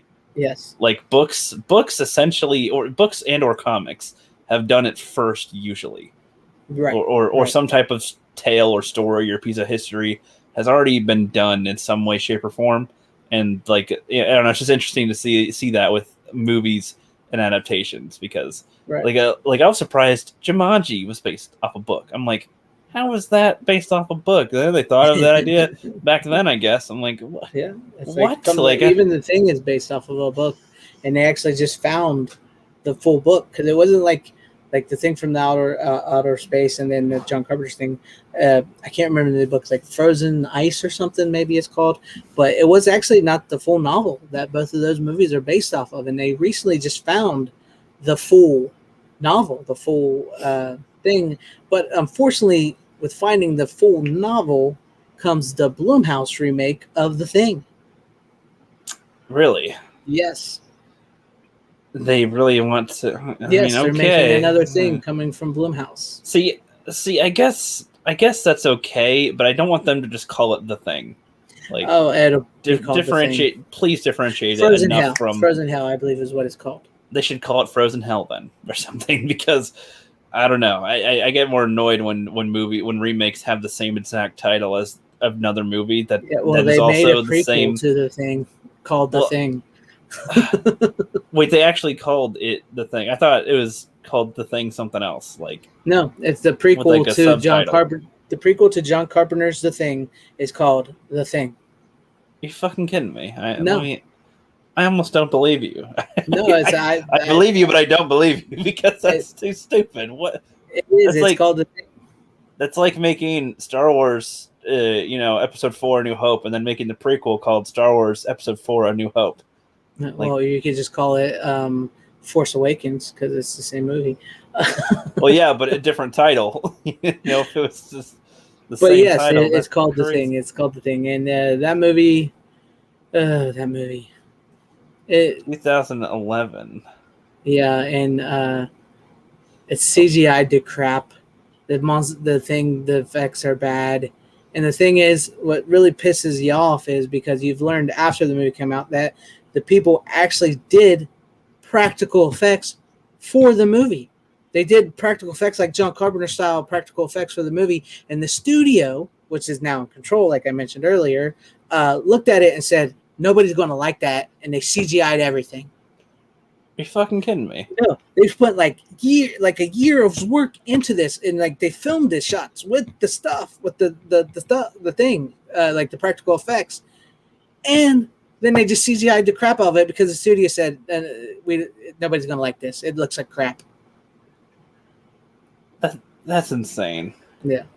Okay, I think this is different than the prequel. Oh, there was a video game called The Thing too, which a lot of people do see as an official sequel to John Carpenter's. It was done very well. Because this art looks pretty badass, I will say. It was done in maybe late 90s, early 2000s, maybe. This looks interesting. Yeah, it's a video game. I think it's a computer game, and I'm not sure if it ever came out like on PlayStation or PlayStation 2 or anything like that. But a lot of people consider it the official sequel to John Carpenter's Thing because it was that well done. Yeah, I think there was a storyline to it, or something. I'm not sure what happens in it, but something happens there. That's the prequel. The last one you just put on. Oh, that one? That guy. Yeah, that's the prequel. Oh, I see. It is, yeah, The Thing 2010. What the fuck? Yeah, it goes to What the right fuck? where the dog is running at the beginning of the movie. That's where it ends. That's some bullshit. Yeah, it's disappointing. Yeah, that's pretty dumb. But oh man. I'm not sure if you see, like, and if even if John Carpenter could have if he has the ability to make a sequel to The Thing. See, I'm on the opinion of I don't want that, but that's just because I love how it ends. Like, Yeah, as in like we don't know if The Thing really it was one of those two guys or was if it was McGrady or was it the other guy who's also in They Live, by the way? He's Frank. Oh yeah, huh? That's a good point. I didn't recognize him from there. But yes, it's like it's because if we leave it going, okay, did it get blown up in the fire? Probably not. Is it one of these two guys? And does the thing take over the planet or get somewhere else, or what happens? Like, I like thinking about that rather than having it answered for me. With oh no, they get picked up and there's more action or something. Like that could be done well. It could be done well, but as far as endings go for films, like in stories, I like the idea of this being the final end of it. Yes, me too. I do too. And I know, like, Blumhouse Universal, they're working with John Carpenter right now with the Halloween movies, which I actually like the new Halloween movies. They're not as good as the original, but I do like the ones that they've turned out so far. And I know they want to try to get John Carpenter, in on their Thing movie that they're making, so as maybe they can bring that group of people along. But I just don't think it. I don't see it. I don't see it working. Yeah, and it's like even if they had this is my thing too.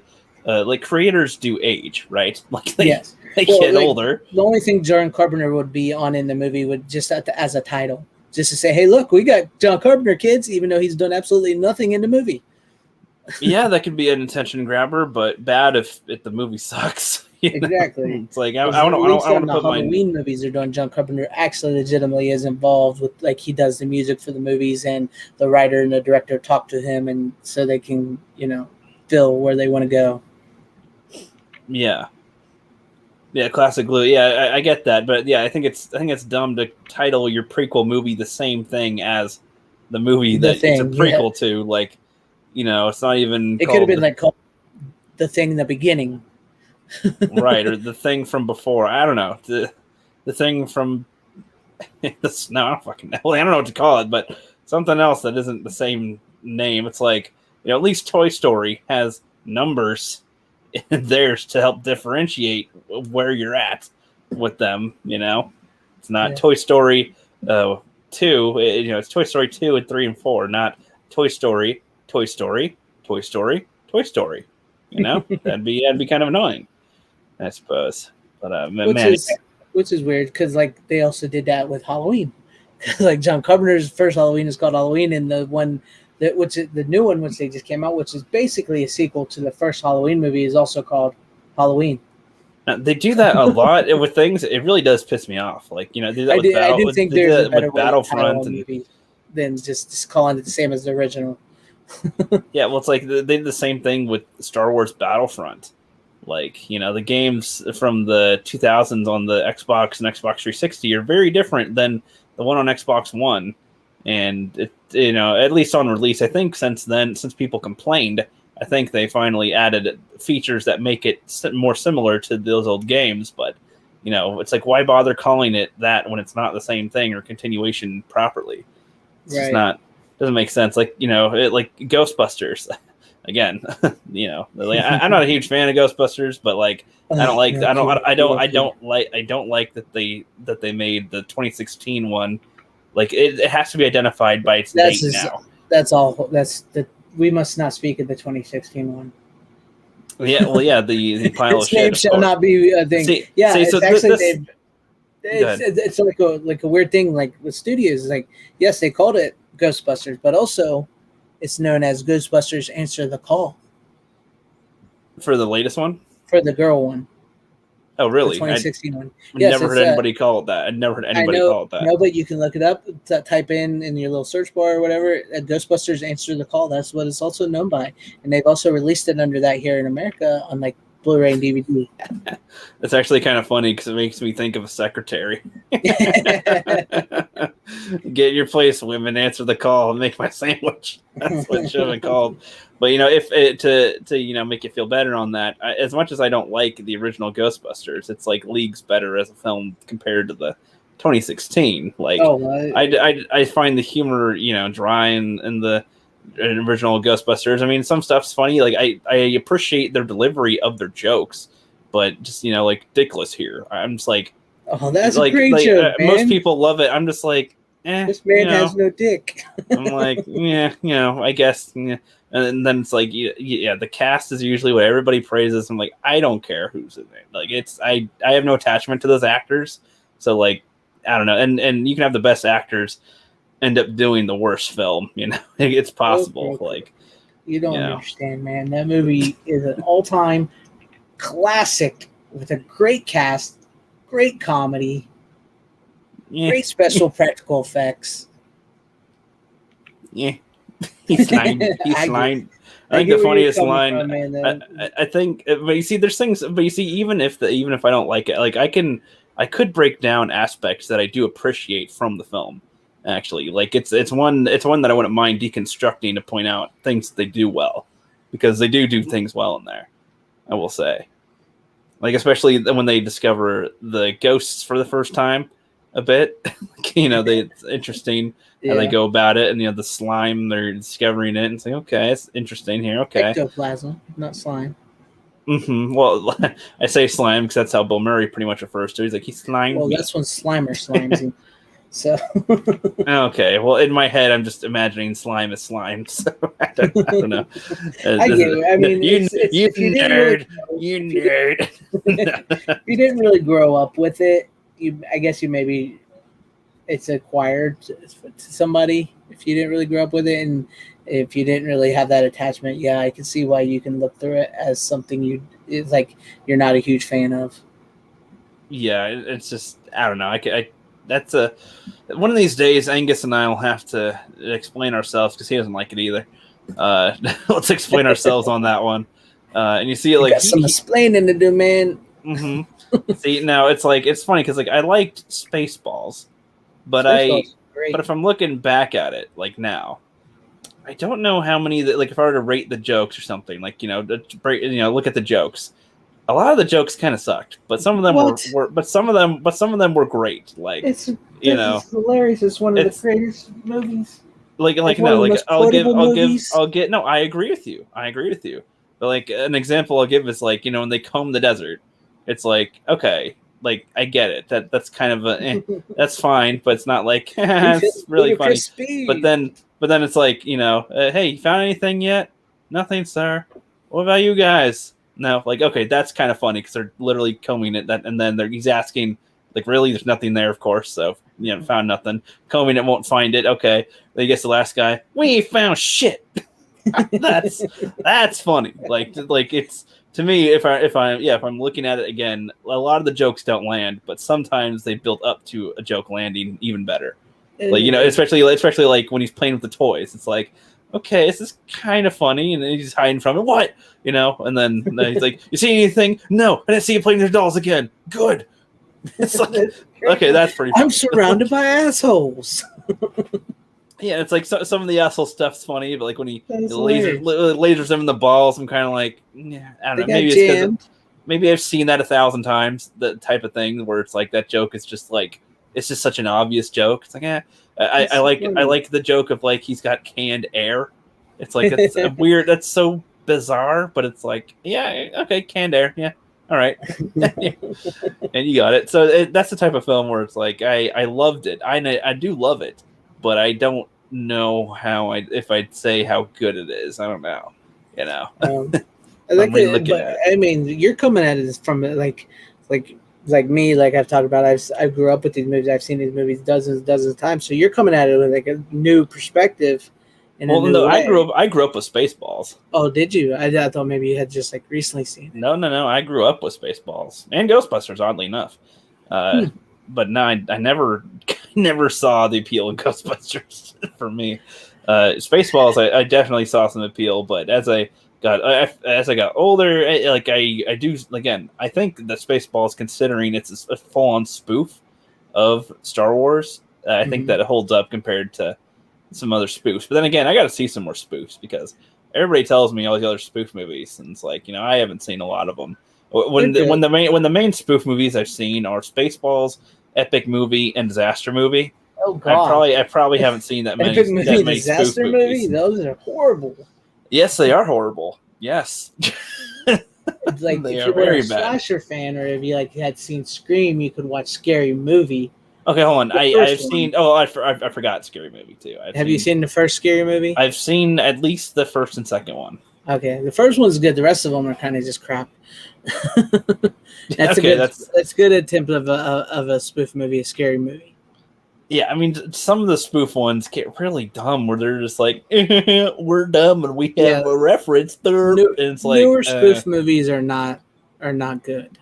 Yeah, it's like if you Airplane from the 80s is a spoof movie of airplane type disaster movies that they did in the 70s, which is a great spoof movie. It's it's like an all-time classic with some of the greatest comedy bits in it. So it's amazing. It's a great flick. Yeah, but I think I might have pissed off Classic Glue here. He says, "What? The blasphemy, Jeff? We don't just Mel Brooks ever." I said I liked it, and I said it was all right. I just don't know if I would really if I would put it in the Hall of Fame of the best comedies ever or something. I would, but that's just me. I'd put it in the middle tier class of comedy personally. I do want to check out other Mel Brooks stuff. Everybody always says they're great. Airplane, Blazing Saddles. I think Airplane's been recommended. Next to They Live, I think Airplane's been recommended the most, other than They Live. Airplane's is really good. It's a really good comedy. You don't really have needed to see the movies it's spoofing to get the jokes, because it's funny. It's funny. I meant, is that the one with Shirley? Is that the joke? Shirley. Yeah, the guy sweating his balls off in the airplane or something. Is that? Yes. That's okay. I've seen a shit ton of memes from that. Yes, that's good. That's a good one. But that's not Mel Brooks, though. Oh, really? Who does Airplane? Who does that one? Do you know? How good is what?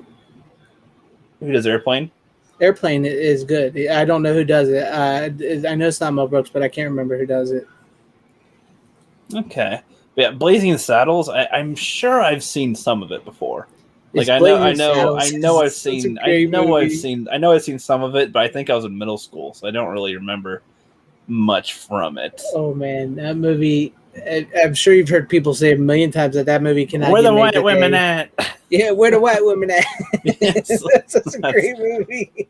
I don't even remember the context of the scene, but that is one of the funniest lines ever. It's because It's just where the white women at? the small like desert town, their new sheriff is a black guy. Oh man, you just gotta see it. It's just describing it would do no good. It's just so good. Of course. Hey Moza says thank you guys for the help with my YouTube channel. Yeah, no problem, man. Yeah, I hope that it's growing more. Let me check your thing here. I don't know if I have a link ready. I'll check that out. I'll check that out on another stream. But yeah, I hope that your growth's going well, my friend.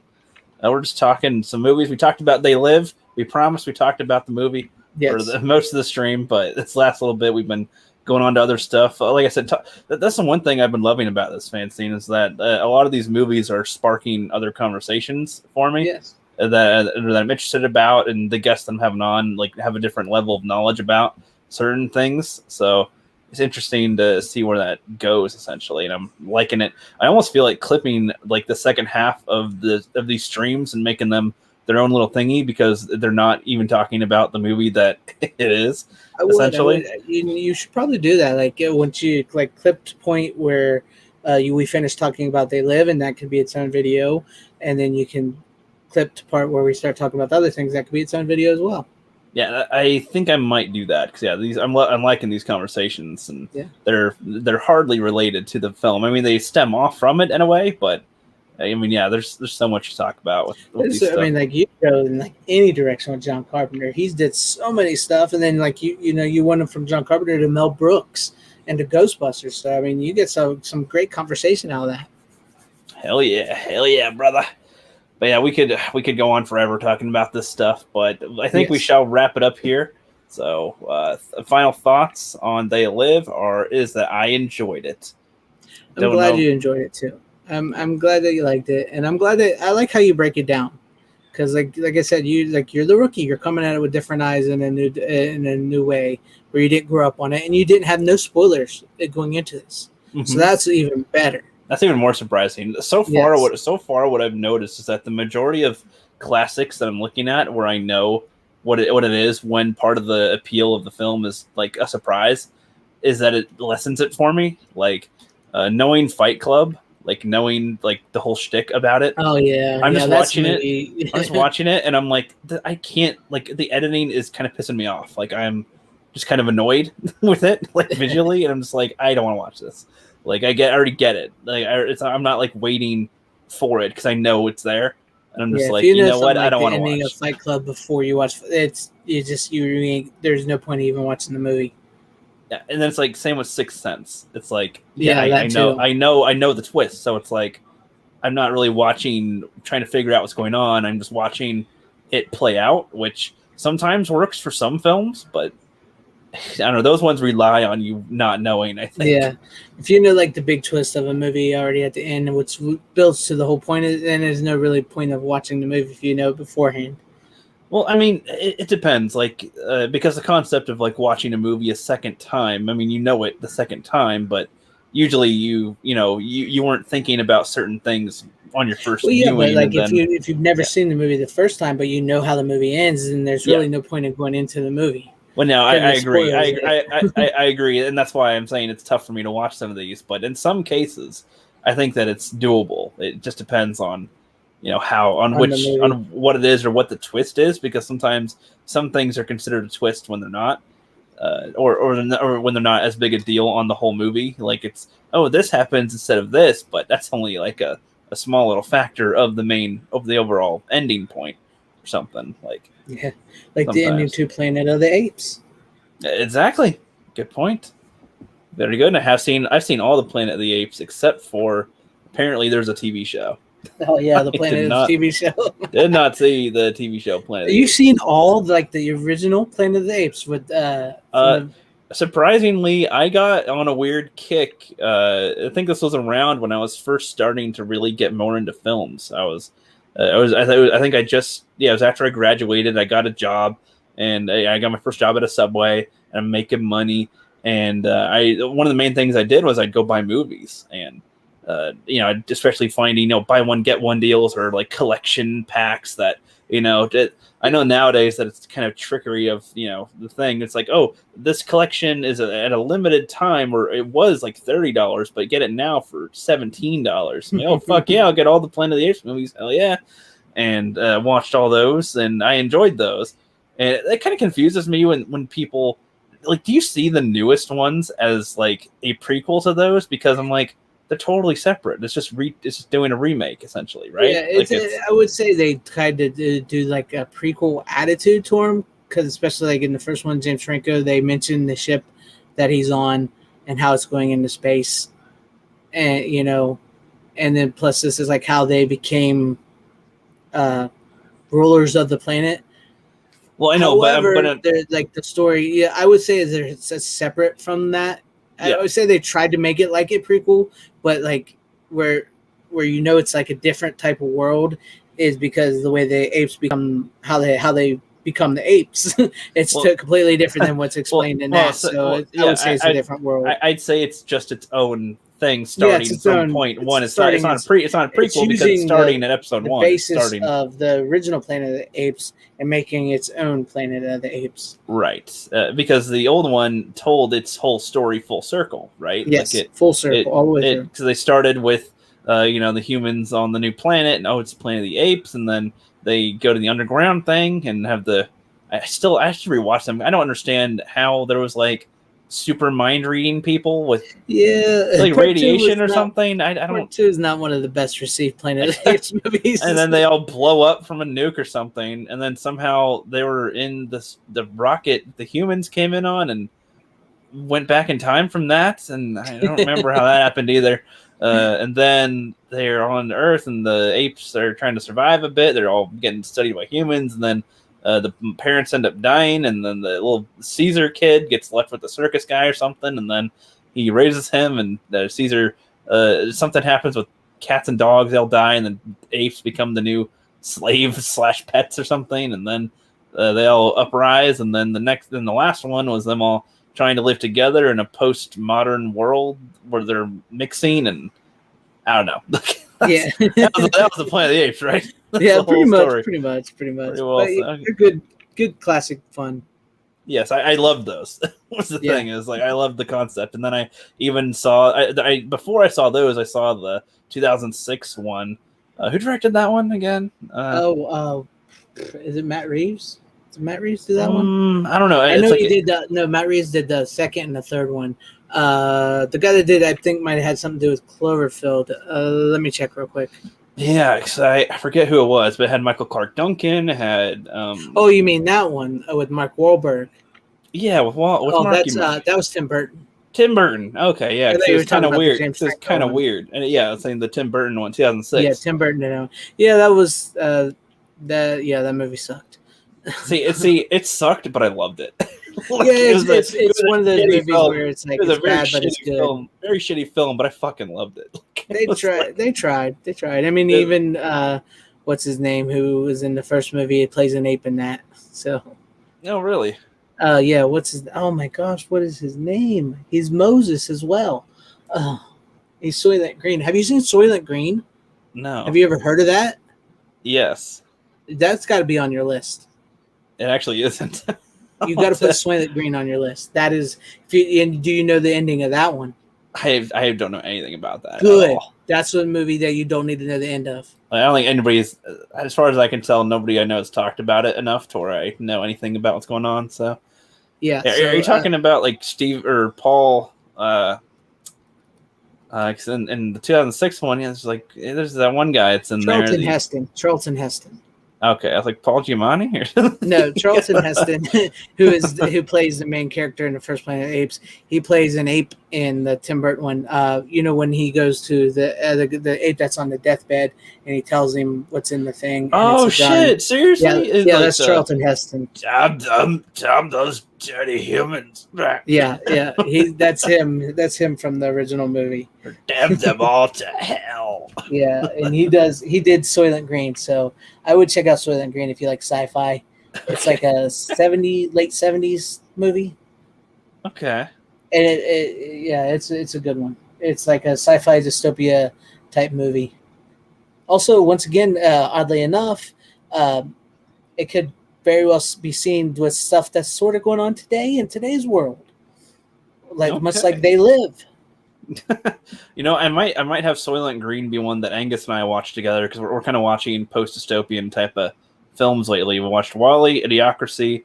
We're gonna watch Her and something else, and we weren't sure how much more we were going to do on the dystopian, but if that's something like that too, we might do that. This movie takes place in the future. Well, it's supposed to be the future from the 70s. I'm not sure what year it is. Maybe it could be the 90s that it's supposed to be taking place in.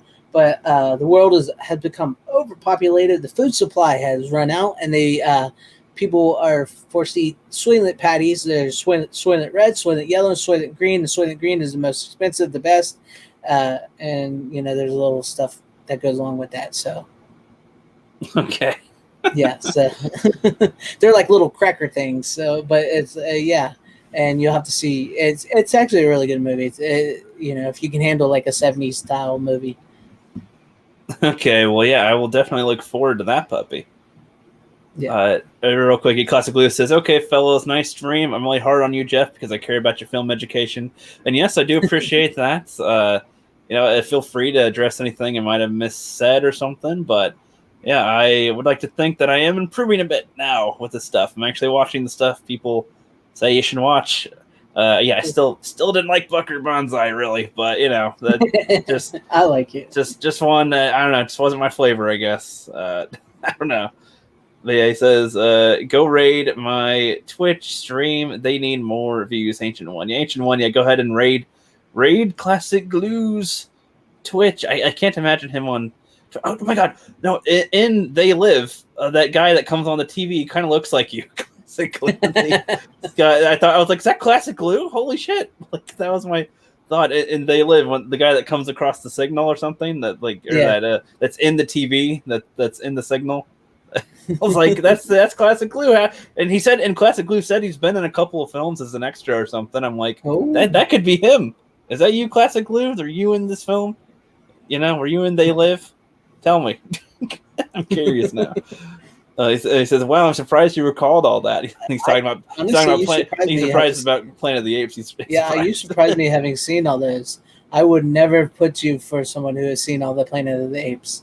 It's funny because I really do like that type of thing because apes are as similar as they are to humans. They're different, so it's interesting to see the dynamic of how they are when they have a little more thought put to them and as characters, and as bizarre as some of the concepts are, I do find that type of thought process interesting, and the fact that it's realized in 5 movies, and then there's the the attempt from Tim Burton, which again I think that one had a lot of great concepts, horrible execution on what was going on, and I'm still confused about a lot of things in that film. I'm like, what the fuck was that for? Why was that here? And why was that? I don't know if he really planned on fleshing it out more in a sequel or two, but I don't know.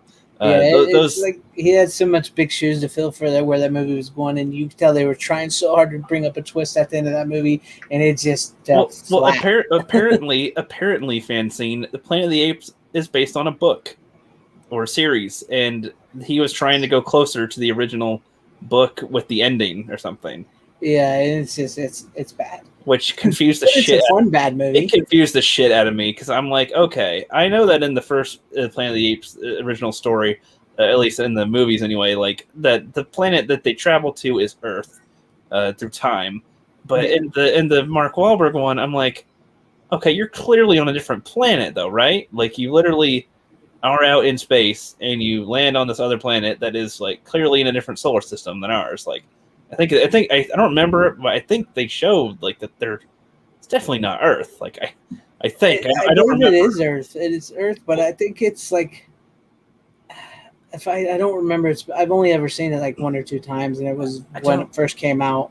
I don't remember, but I think maybe it's supposed to be the past or something, and then when he gets back to our time, somehow one of the apes has become the I don't know, man. Well, I got to watch it again. Maybe I missed something. Maybe it's in there and I'm just missing it from my memory. But like, I was just like, so he goes and travels away, but then he arrives on Earth, and it's the guy who is in prison. Like Michael Clark Duncan's ape was like, we will live together. Apes and we won't even mark these graves. We'll just it'll be that apes and humans died together on this battlefield, and it's all gonna be great and hunky dory. You got the little chimpanzee with them or something. That's their god. Yeah. And it's like, okay, now you're gonna go back, and then the dude that the apes don't like anymore ruled, and is Abraham Lincoln. I'm like, yeah, huh? Like, I don't. Even if it was on another planet, or if it was on Earth, I still don't think that makes any sense. So it's just a bad movie, badly done. It's one of them. I like to say that good bad people talk about good bad movies. Even if it's a bad movie, but you like it and you enjoy it, I would consider it good. But that's one of those movies where I would give that the title of a bad movie that's a fun watch. Yeah, I'd say it's a bad movie that I don't really recommend. It's like, if you so happen to feel like being surprised by a random movie, there's a movie.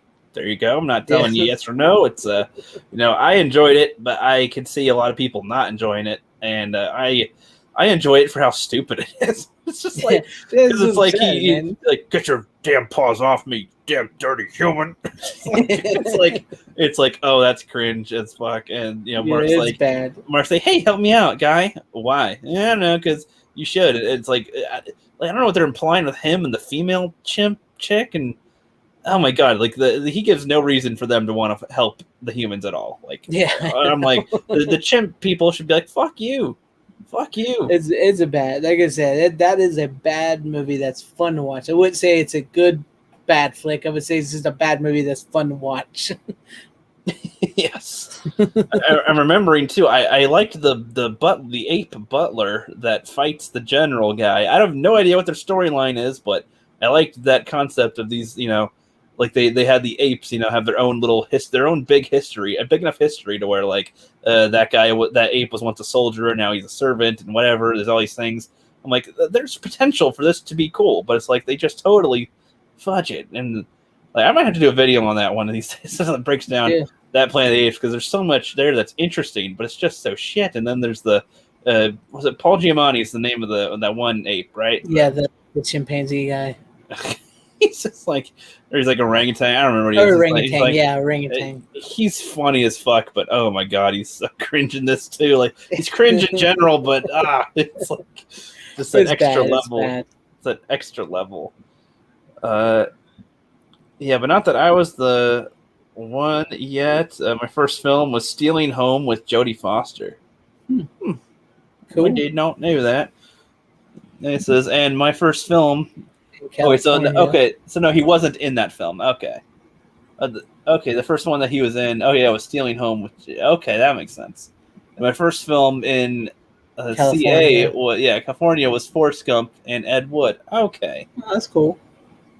I'm still gonna call that guy in They Live if anybody references it. I'm gonna say that's classic glue. That's classic. That's classic glue. Yep. Yeah. With that, you guys have a great day. See, we talked for like another 20 minutes. Yeah, we did. And all types of movies, man. Oh shit! Seriously, God, this is so much fun. Though, honestly, I'm getting fatigued doing like watching them all in a row. It's like I'm gonna try to watch them. Probably pace yourself a bit because you might miss some like a good movie. Maybe it's a good movie, but then you're not really into it. So you might lose that. Yeah, I was starting to watch Casablanca, but I'm just like, I don't know. I shouldn't be that out of it, but like, I'm just so not ready to sit and watch it. And I'm like, I'm just going to, I think I'm going to, instead of trying to do 20 movies in 7 days, I'm going to try to do 2 or 3 movies in a week or something and see how that works, because I am... I am getting a little fatigued here, and I want to be able to decompress. And the fact that I'm doing these streams shortly after I watch them, that's extra time. That's just all. Yeah. It's like 5 hours of nothing but the movie, and there's not even any real sink-in time after I watch the movie. So it's like, I don't even know if all my thoughts have come to my head yet about it. So, yeah, you should probably decompress a little bit before you start getting into all. Yes. Okay, real quick.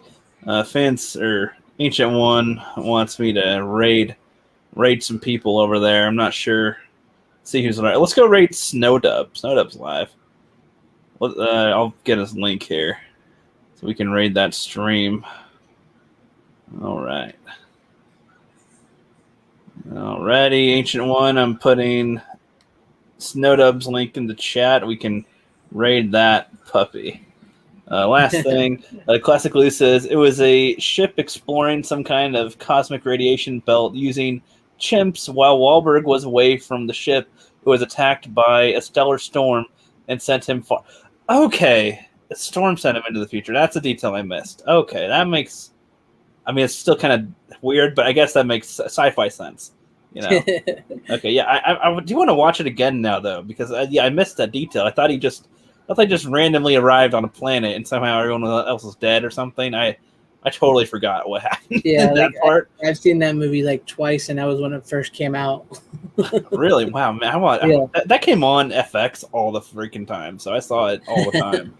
Unfortunately, I liked the actress. I think Estella Warren plays the blonde chick. She's barely in it, but I had like a little crush on her. Yeah, she was hot. I was like, oh man, who's that? Who that? The wild monkey chick? All right, that's cool. That's cool. You know, she's being more of this, but that's all right. Live long and prosper. Yes, agreed. Yeah, and join.